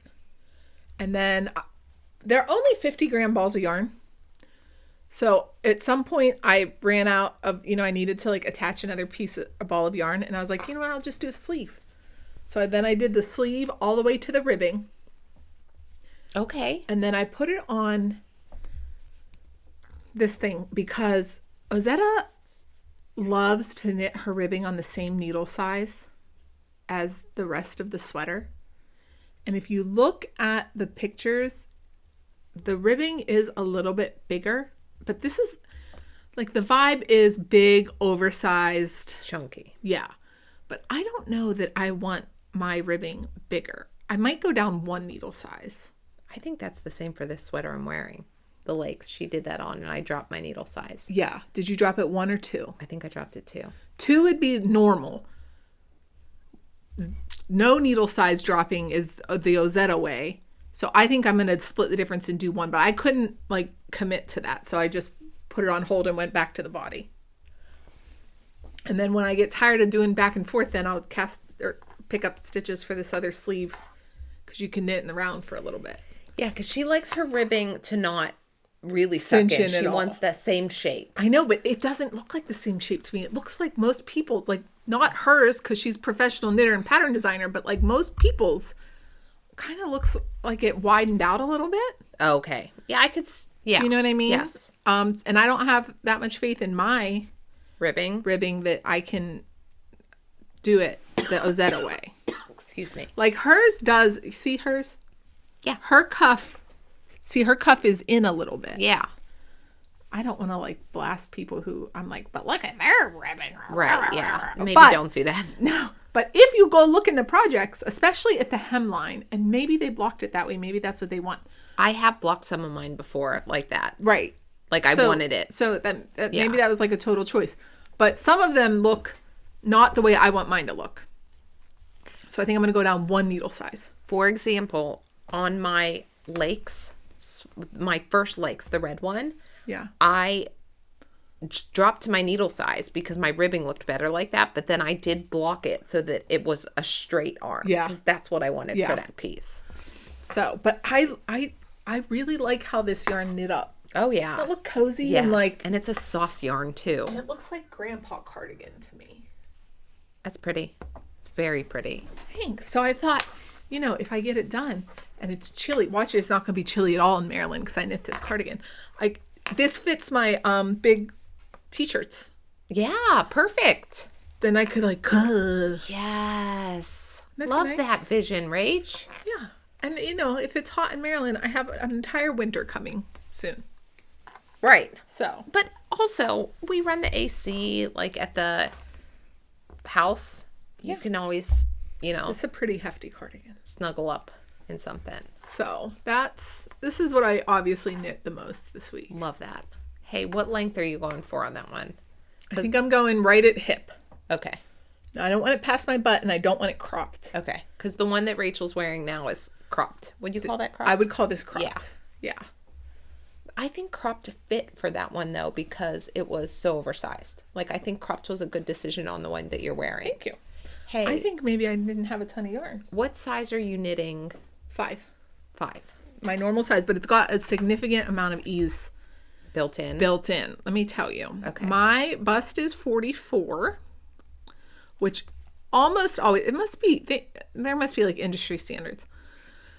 1, 2, 3, 4. And size 5 finished is 57. So that's 13 inches. That's a lot. Okay. Yeah. Yeah. I want it to hit basically like hers. That's cute. Isn't that cute? Yeah. Big, oversized, squishy brown tweed cardigan. When did that pattern come out? February of this year. Yeah. Her air stuff. Yeah. She has an air tee that I want to knit. And I do like that it's not a double knit button band because I think I can get it done quicker. Okay. That double knitting takes a long time. Is it knit with it? No. No. It's picked up. No. So you do the hem ribbing when you knit the cardigan. And then you pick up the sides. And then you pick up the collar. And the collar is folded. Okay. It's like double folded Yeah. collar. I'm real interested to see how we do a buttonhole in a double folded collar.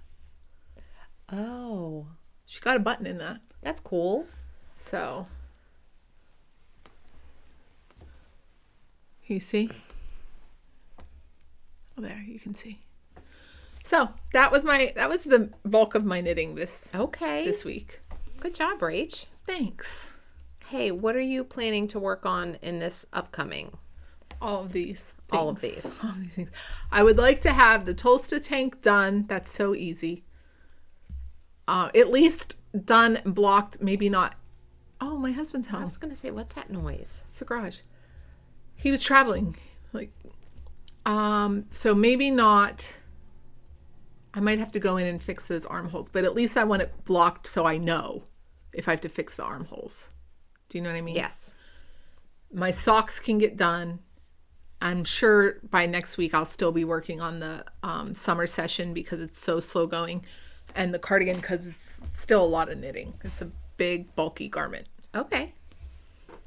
But I think I'm going to try real hard to just stick to those so that when I get to Maryland, I'm like clean slate. Ooh, that'll be fun. So I if you know. get anything there, you could just cast Well, on. no, because we signed up for a test knit. Yes. And last time we were at a fiber festival, we cast on a test knit. I did. I cast on the Utori V-neck at Rhinebeck. V-neck. Oh, yeah. Yeah. So I could cast on. Renee and I signed up to test knit the Avenue tank for Toriu. Yeah. And I have yarn for it. So if I can get the Tolsta tank and my sock squad socks done, then I'll be in a better place. I can't have too many whips or one of them gets kind of like left behind. So I'll finish those two and then You'll finish this. I want to finish the socks and that Tolsta tank. Okay. They're both very close. If I had nothing to do today, I think I could probably at least get one of those finished. Okay. And then, so the next thing on my needles will be that test knit. Okay.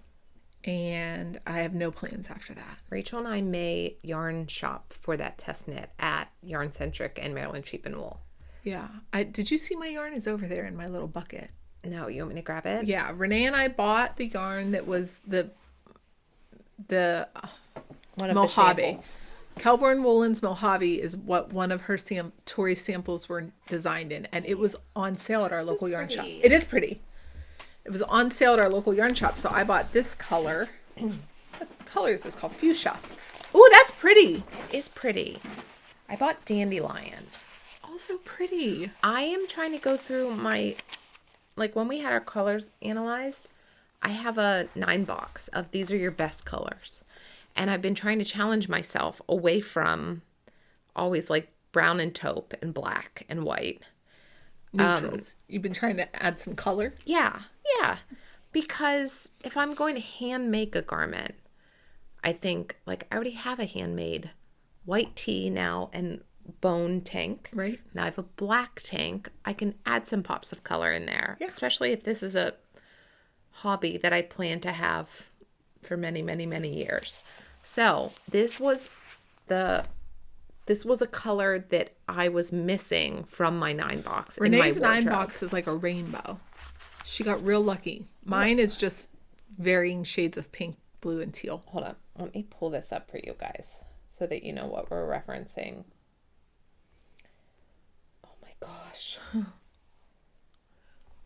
Okay. Hey, here- while you're doing that, but you're touching this yarn, do you think that this yarn has a Lena feel to it? Yes, but like Because it's 60% cotton, 40% missing linen. that bamboo slip. Yeah, this is a pretty vegetable-y yarn. Like, I think so. This is brighter than my. Here's my box. It's my 9 box of my okay, best colors. so it's not, your 9 box is a little bit toned down. yes, versus this. A little bit. Yeah. It's like a not softer that yellow. far off. Okay, and here's Rachel's, but I didn't have anything that in my handmade Okay. wardrobe. I do wish it was a clip Do you have my softer. colors too? Yes, yeah. Saved them for you, sis. Thanks. Here's Rachel's, the bottom, her 9 box of her best colors. Mine's also brighter than that one up there. The wine blush. Yeah. Yeah. But that's how we pick these colors. We pulled up Kelburn Woolen's site and we looked at, we knew we wanted, What we're we like, could let's get just do close. that base. They are Pennsylvania based. We are Pennsylvania based. That'll be fun. And it was on sale at our local yarn shop. Yes. So are we just knitting these colors? I'm knitting this color. I'm not opposed to shopping for summer yarn, because I have to say, if you say to me, I want to knit this like long sleeve sweater or cardigan, or I think that I can conjure up a lot of wool or winter yarns. Like, oh, what about this? What about this, Rachel? Go look at this. But if you're talking summer yarns, I don't think that I have a good picture of where they are. That's kind of why I wanted to knit with this Explorer base, because I want to like have in my brain a inventory. Or like a collection of summer yarns that I like to work with. Yeah. You know what I mean? I do. And also, a lot of the ones made out of plant-based materials are fingering, but this is not fingering. So if you need something that's not, it's like blah, blah, blah.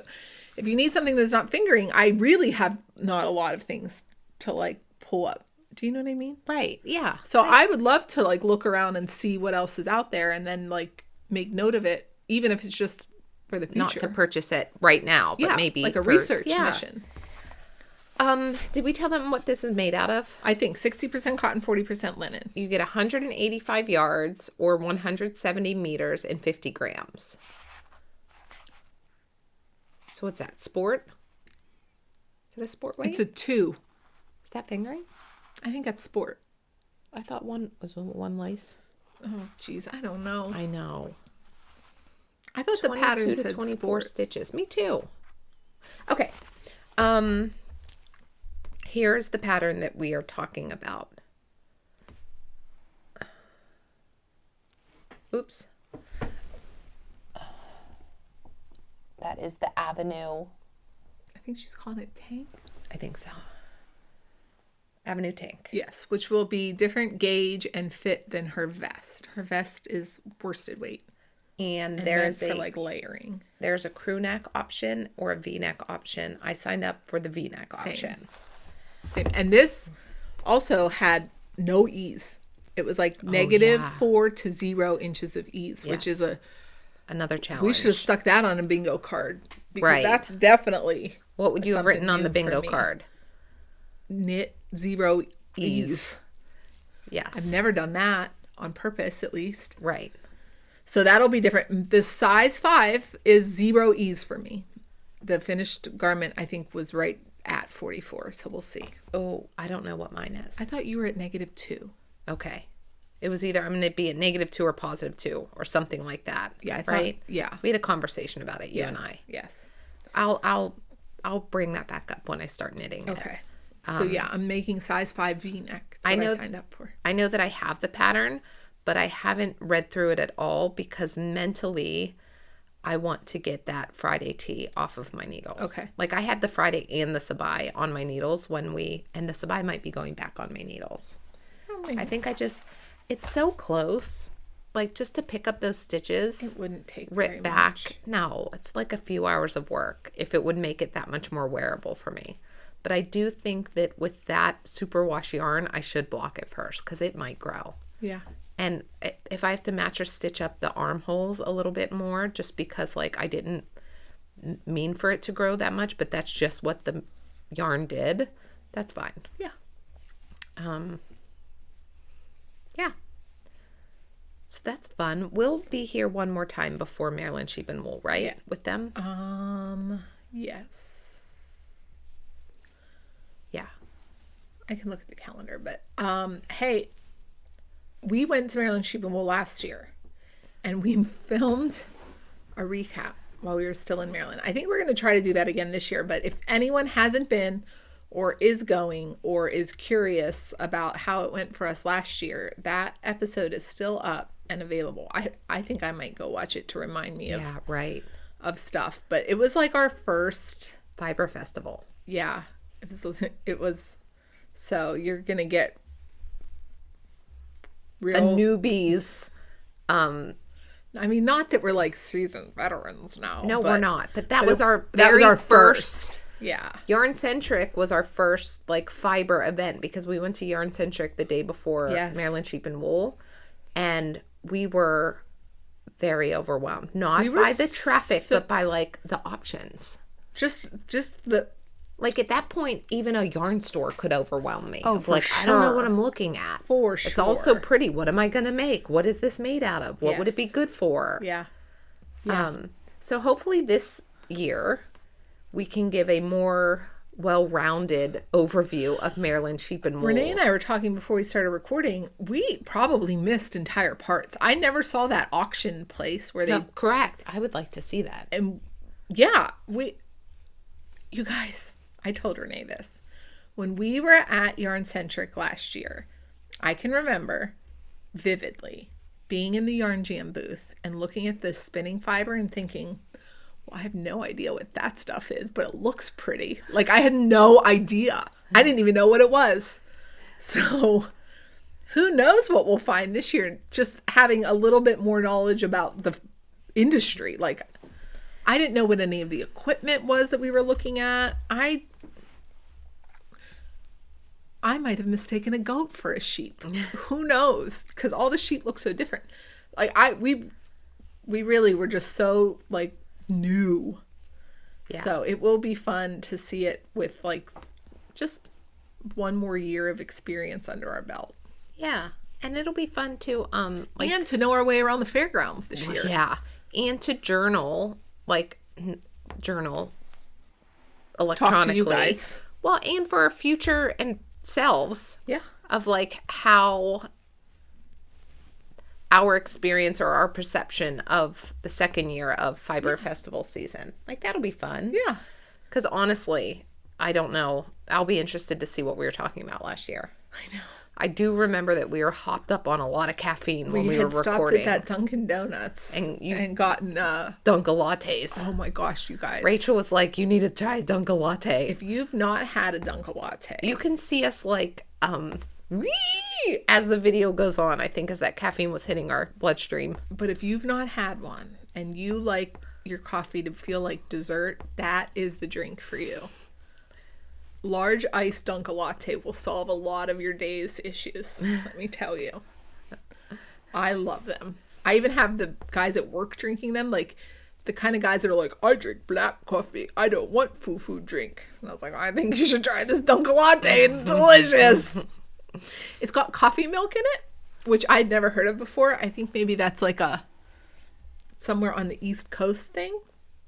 But it's delicious. Hey, my daughter took a sip of Rachel's one day and she said, oh, I wish I could have one of those. So good. Renee can't have it because coffee milk doesn't come in a non-dairy version. She just has to have a regular latte made with plant-based stuff. Yeah. But delicious. Hey. It doesn't come sugar-free. It doesn't come dairy-free. It's all it's probably milkshake like. Hey, if you had like one takeaway, like what sticks out in your memory from Maryland Sheep and Wool last year? What's like your long-lasting thing?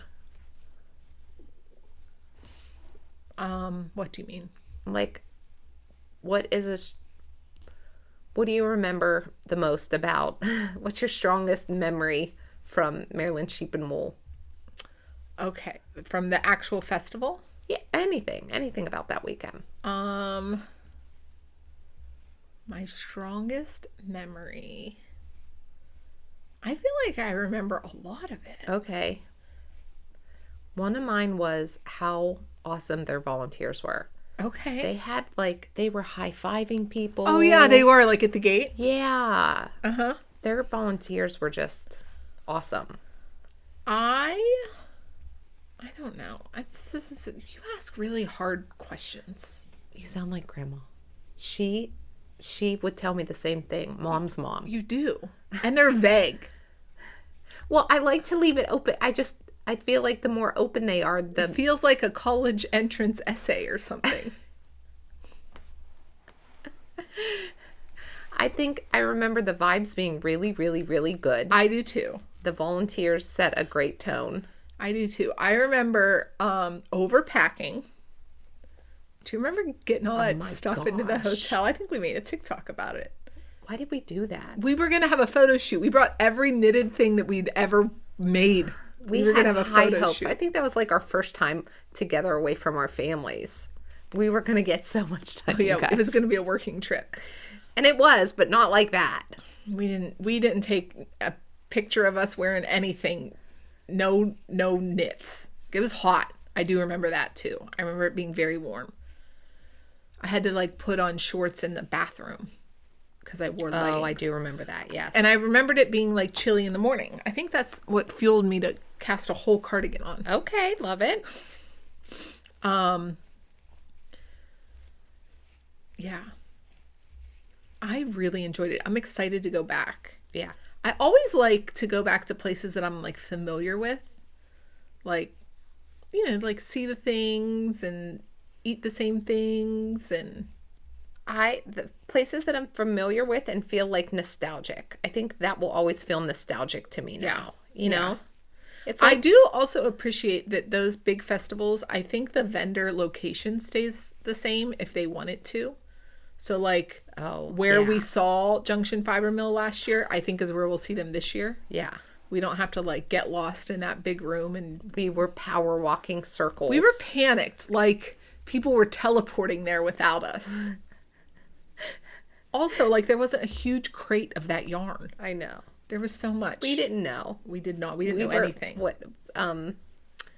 We were power walking for Junction Fiber Mill does a show colorway, and at that one it was Maryland Blue Crab. We just had to have some Maryland Blue Crab. You know what's so funny too? We haven't knit it. Well, when we met one of you guys, Martha, and we showed her, and she was like, "Oh, I got that last year. I've never knit it." And I thought, "Oh, that's so sad. You haven't? I know, haven't knit it." I have the same thought. I think about that with it Martha's in my probably stash. Laughing at us right now. Martha. She was clutch. She is a core memory of last year too. She is. She sent us to all the good places. Yeah. Go get this. Go get that. Yeah. So Martha, if you see us this year, tell us where we need to go. That's right. Help us out. Yeah, because we were kind of all looks short to me. I know. I think we're kind of the end. Yeah. Yeah. So, but it was a great time. If you have a chance to attend, I think you would love it. Unless you don't like outside or a lot of people or farm animals. If you don't like those things, you might not love it. Right. Right. But I'm excited to see the sheep. I want to go this year. I feel like more invested in, more like interested in. Last year I was like, oh, cute sheep, right? Oh, that's what a Corriedale sheep looks like. Okay. Oh, that's what a black nose valet looks like. Okay. A valet black nose. This year I would actually like to go meet some of the farmers. Okay. Like I didn't realize that I guess I didn't realize that like you can actually go, like that's what they're there for. Yeah. Well, we did that a little bit the second day, but we were just we would talk to anyone that appeared in front of us, whether they were like the farmers or like I want to go meet Farmer Jeff. Okay. Let's do it. Because I've been watching Sonia. Because you named his sheep. Yeah. All right. Yeah, I did really enjoy the animal barns. I'd like to go meet Nistock because we're working with one of her fleeces. Yes, I think that would be awesome. I am excited to walk around that fleece barn too because we did that last year. But again, I didn't know anything. I saw people like walking around with bags of fleeces and I thought, wow, they must like have been doing this for a They're really in it. Right. Right. Yeah, because that was like just so far out of what my brain could comprehend. Yeah. So I'm excited. I'm excited to go eat at the same places. That is I don't know if a lot of people do that, but our family is known for that. If we find a restaurant we like, just keep going there. That's right. Don't branch out. Don't try anything new. That's right. When we were growing up, sometimes we would eat at the same restaurant for a whole week. On vacation? Yeah. Right. Because that restaurant was good. That's right. And we ate at 2 really good restaurants last year. I would eat at them both again. Oh, yes. We were there 4 days and we ate at 2 restaurants. See what I mean? 2 restaurants and 1 Taco Bell. And 1 Taco One Bell. one day we took a nap, right? Yeah, we took a nap and woke up at like 8 o'clock at night. And we were like, oh no, we slept past dinner and we're so hungry. Where can we get food? And we had to drive to a Taco Bell to get food. That's right. Taco Bell's good. Yeah. I like Taco Bell. Yeah. Ay, ay, ay, ay. All right. So We will be at Yarncentrick. oh, yeah. May 1st. It's in Frederick, Maryland on Market Street. Rachel and I will be there doing a meet and greet from 9 to 1. You can come find us there if you will be at Yarncentrick. After 1 o'clock, we're going to shop the marketplace. We are going to pop into Charm City Unicorn is having a patio meetup at 1:30. And then our friend Tashi is having a spinning demonstration that I would like to pop into. Yeah. Also, anyone who has questions or wants to learn more about spinning, that would be an excellent thing to see. Yeah. Tashi has so much knowledge. Yes. They sold us this fleece. Yes. Yeah, so we will be there. We will be wearing one of our Springcentrick makes. Yep. We are hosting the Springcentrick Make-Along, which is our make-along for warm weather things leading up to Yarncentrick or May 1st. If you are not able to join Yarncentrick on May 1st, we invite you to wear your Yarncentrick makes, and we can know that we're just all wearing them together to like celebrate the end of the make-along. And I think that's so cool. I really enjoy seeing the things that you guys are making online. Like if you tag us on Instagram, or if you post your finished object or even your whip in our Ravelry group, it's so cool to see those. It is. Some of those things have gone in my favorites. Like yeah, ooh, I need to make that. because I do. Just like I'm not fully like aware of summer yarns. Summer, I think I just glazed past summer last year because I was like, I need so many sweaters. Everybody has so many sweaters except me. Do you know what I mean? Yeah. Like I think I knit what? I knit the T number 1 and the ranunculus. Is that it last year? T number 1. And a ranunculus. I think that's it. I think so. And I was like over it. And I was back to knitting colder. I get a ton of wear things. out of my warm weather things. I do too. Because even inside, like, yes, it's winter outside, but sometimes inside is like, it's nice to have them as layering pieces, you know? Okay, so that's what we'll be doing. And then and we will have a prize for the make along, and we are starting to get things in. So I brought you want me to grab them? I brought stuff to show you guys. Yes. So, okay. Wendy from Very Warm Stripes reached out to us and offered us, she hand makes ceramic buttons. Here is her card. Flip it too. So, I will. Okay. Okay, here's her card. She sent us, what did she send us? 3 sets of small buttons and 3 sets of big buttons. And she said Renee and I could keep 1 set each, and then we would include 1 set in the prize for the make along. So those are the bigger ones. How pretty those are. They're so pretty. And these are the smaller ones. Oh, I love them. Yeah, I know. I love them a lot. So Renee and I will, she'll get a set, I'll get a set, and then one of you get a set. Yay! Isn't that nice? Thank you, Wendy. Thank you, Wendy. Also, our friend Stacy at River Rat Yarn sent over some gift cards to her shop. Yep. Those will be in the prize. Yep. And we have more stuff coming, so when it comes in, we'll tell you all about it. Yeah. Hey, also, Stacy of River Rat will be at Maryland Sheep and Wool. This As a will be her vendor. first year vending. So if you are going to Maryland Sheep and Wool and you want to meet Stacy or go like touch or squish some of her stuff, she will be there. And I believe that Ross Farm is also planning to attend and be there. Unless something changes, they will also be there, and you can pop in and meet Amy and... I think Melinda's doing shearing demonstrations and things. Awesome. Yeah. So that'll be a That'll fun be part. awesome. That'll be a different part of Maryland Sheep and Wool for us. Well, that's where we like met go see our Amy friends last year. That's where we met her. Right. I know.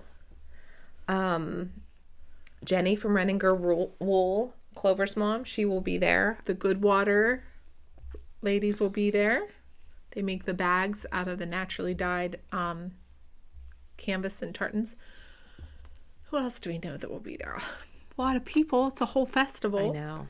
But I'm sure we're forgetting a ton of people. Upland will be there. Kate and Michael. Yes, that's where we met them last year. Yes. This is going to be fun. Yeah, it will be fun. See, that's what I mean about like going back to places, because you can like, you have like a little bit of background knowledge now. And also, if it was a good experience, you have that like a memory attached. Yeah. Like I think that festival will always be special to me. Same. Yeah. And it's if you've been to Rhinebeck and that has felt overwhelming and you're considering Maryland Sheep and Wool is smaller than Rhinebeck. Still big. Right. It's not small, but right. It's smaller. Correct. You know what else was cool? And I would like to get there and like check it out on the first day. Even though I did get it last year and killed it. They had dye plants. Oh. Yes. They had a lot of plants. Yes. They had like, I think maybe those were like farms or nurseries there. Yes. Like kind of right when you came in. Yep. There were people selling plants, but some of them were dye plants, and that was really cool. Like live, almost seedlings that you could take home and plant. Yeah. That was cool. They had vegetable plants too. Yeah. But it was not quite, and it won't be still. It's not warm quite enough for us to plant up here. Yeah, where we live. It probably is in Maryland. Yeah. Yeah, so many. I want to see the auction. I would like to see that in person. Another thing that I want to look for now that I'm a sewist, I want to look at the buttons. I could never figure out what people were looking at all those buttons for. Like, how many cardigans are you guys knitting? But I think they're looking at buttons for other things. Right. Yeah. So, check out the buttons. Whatever's. All the things. Okay. All right. That's the week. I think it was a real doozy. No, you guys can probably tell. I feel like my energy level is low today, but we have two low energies been through it today. Rachel had a trying week. I am just a little bit under the weather. Yeah. So more energy next time, maybe, or the next time, sometime in the future. We're bound to be back to normal. I feel like you get a really amped up version of us when we are traveling together. Well, yeah, so there's a lot less responsibility when... More fun, less responsibility? Yeah. What were you going to say? Well, because we don't have to take care of kids or anything. Right, I know. I mean, not that that's not fun. It is. It's just that... Also takes some energy. Yeah.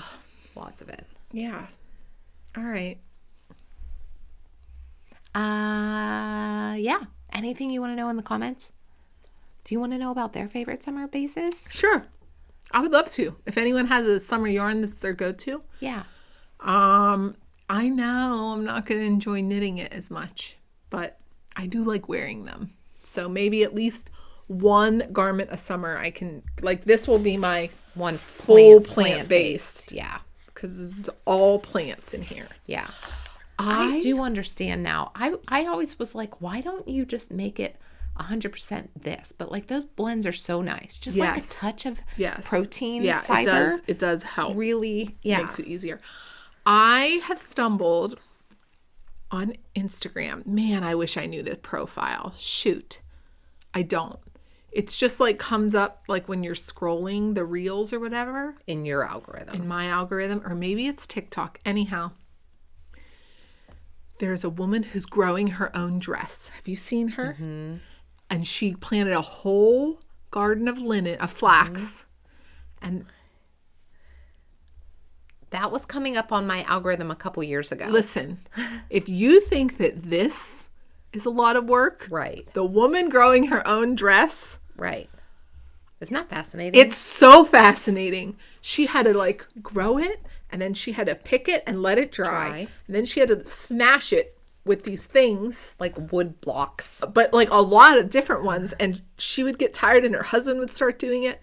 And then they had to like strip it. Hey. It was like labor. And then she had to spin. There might be people on this channel that do this, so we are not using technical terms. Well, if you're doing it, you are impressive. Right? It's fascinating to me, but they're just these little like 30-second videos. So then I'm like, more. Like I want a whole YouTube Channel. vlog of it. Yeah. So if anyone knows anyone growing their own dress and they've talked about it on the internet, I would love to watch it. I get so excited when she like pops up and like, oh, what's happening with the dress? Yeah. I like her, and then I also like, what's the girl's name, the woman's name, that she will do from start to finish like a colorwork sheep sweater, but processing all of her. She pops up on the feed too. Yeah. But she does it in like one video, and it makes it look like, oh, that's so cool. easy. I could totally do that. So but here we are. Right. Yeah. But she'll tell you like how many hours it took for her to make that. But when you cut it all up, Yeah. it looks very much more approachable. Okay, what else? Is that it? I think that's it. Okay. I hope you guys are having a good week and that your energy is better than ours. And if it's not, that's okay too. Just to show up however you are. We love you. Love you. Bye. Bye.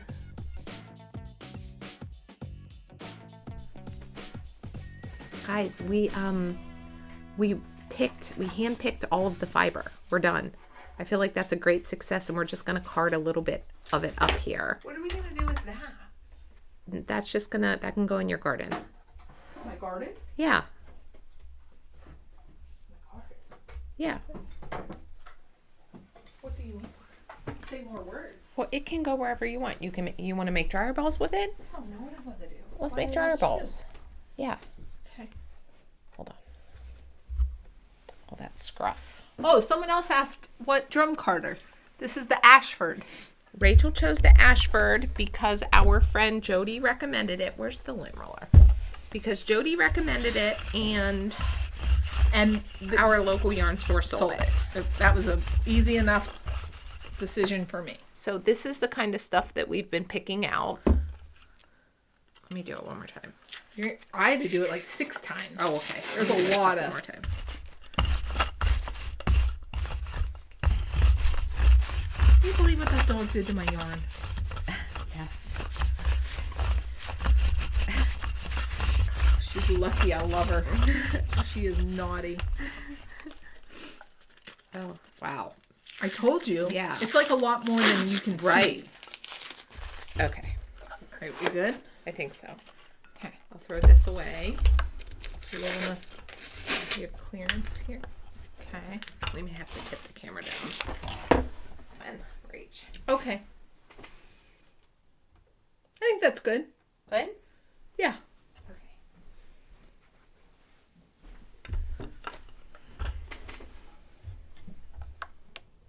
Nope. Yep. This way? Mm-hmm. It's left-handed for me.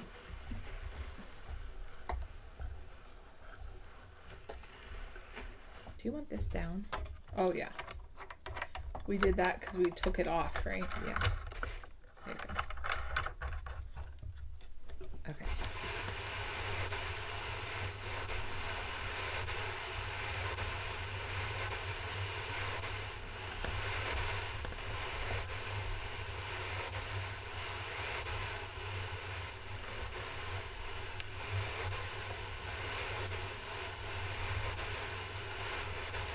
Remember how last time we were getting a lot on the front roller?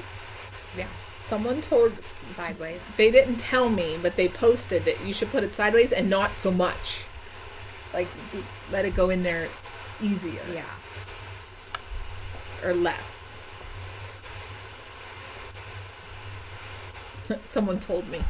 I watched it on a YouTube video. I mean, technically that's telling me. Just not me. Do you want the clamps?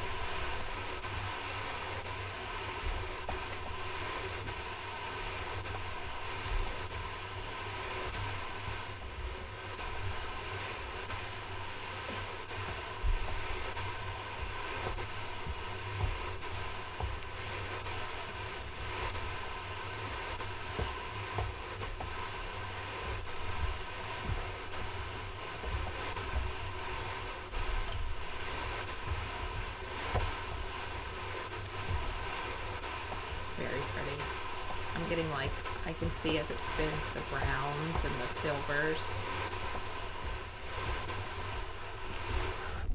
Yes.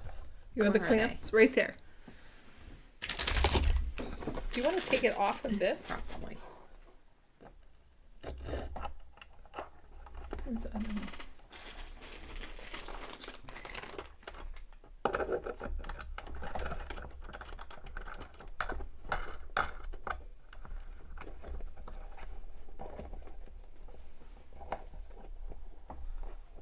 Okay.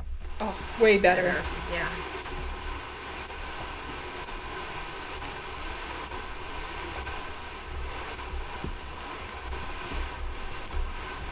Maybe less. Because I wasn't sure I was going to like it. Like this part.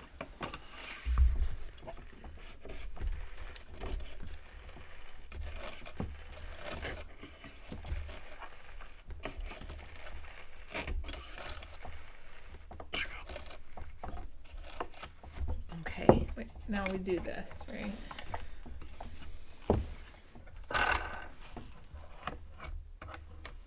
Did we have to loosen up this? No, it was this. Okay. Hold on.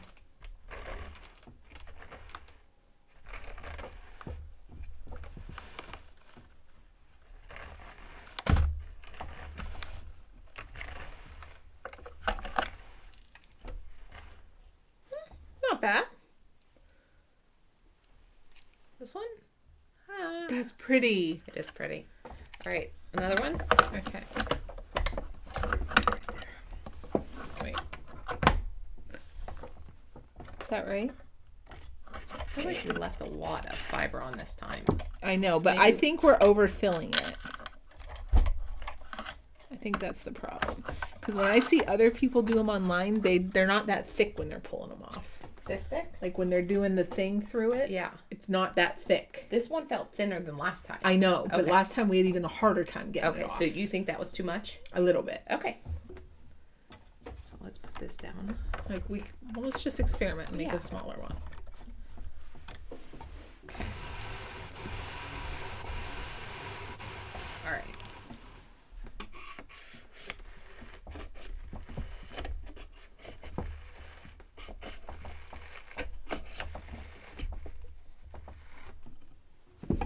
Hold on.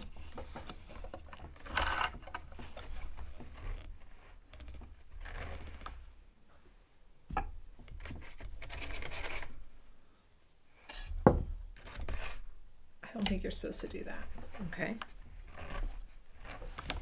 Just leave it lie. Yeah.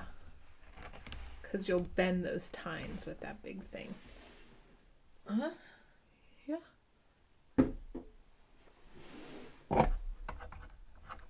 You can get it off with like this thing. Leave it.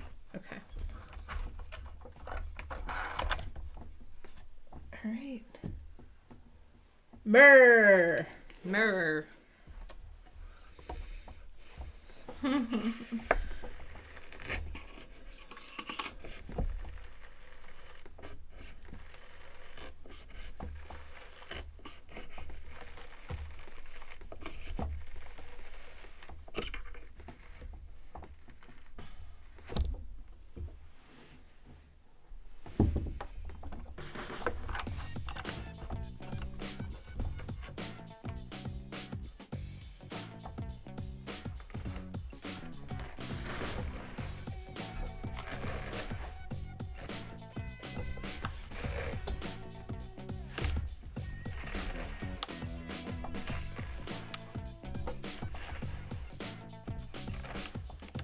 All right, do you want to weigh this one and see if we did better?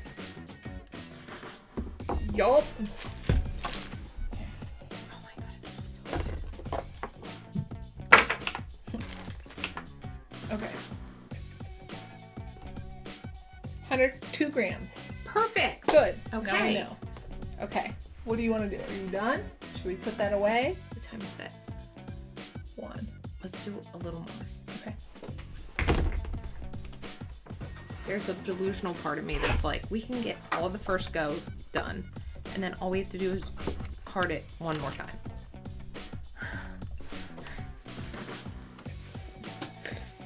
All right. We're going to continue drum carding. See you guys next week. Here, put those bats in here.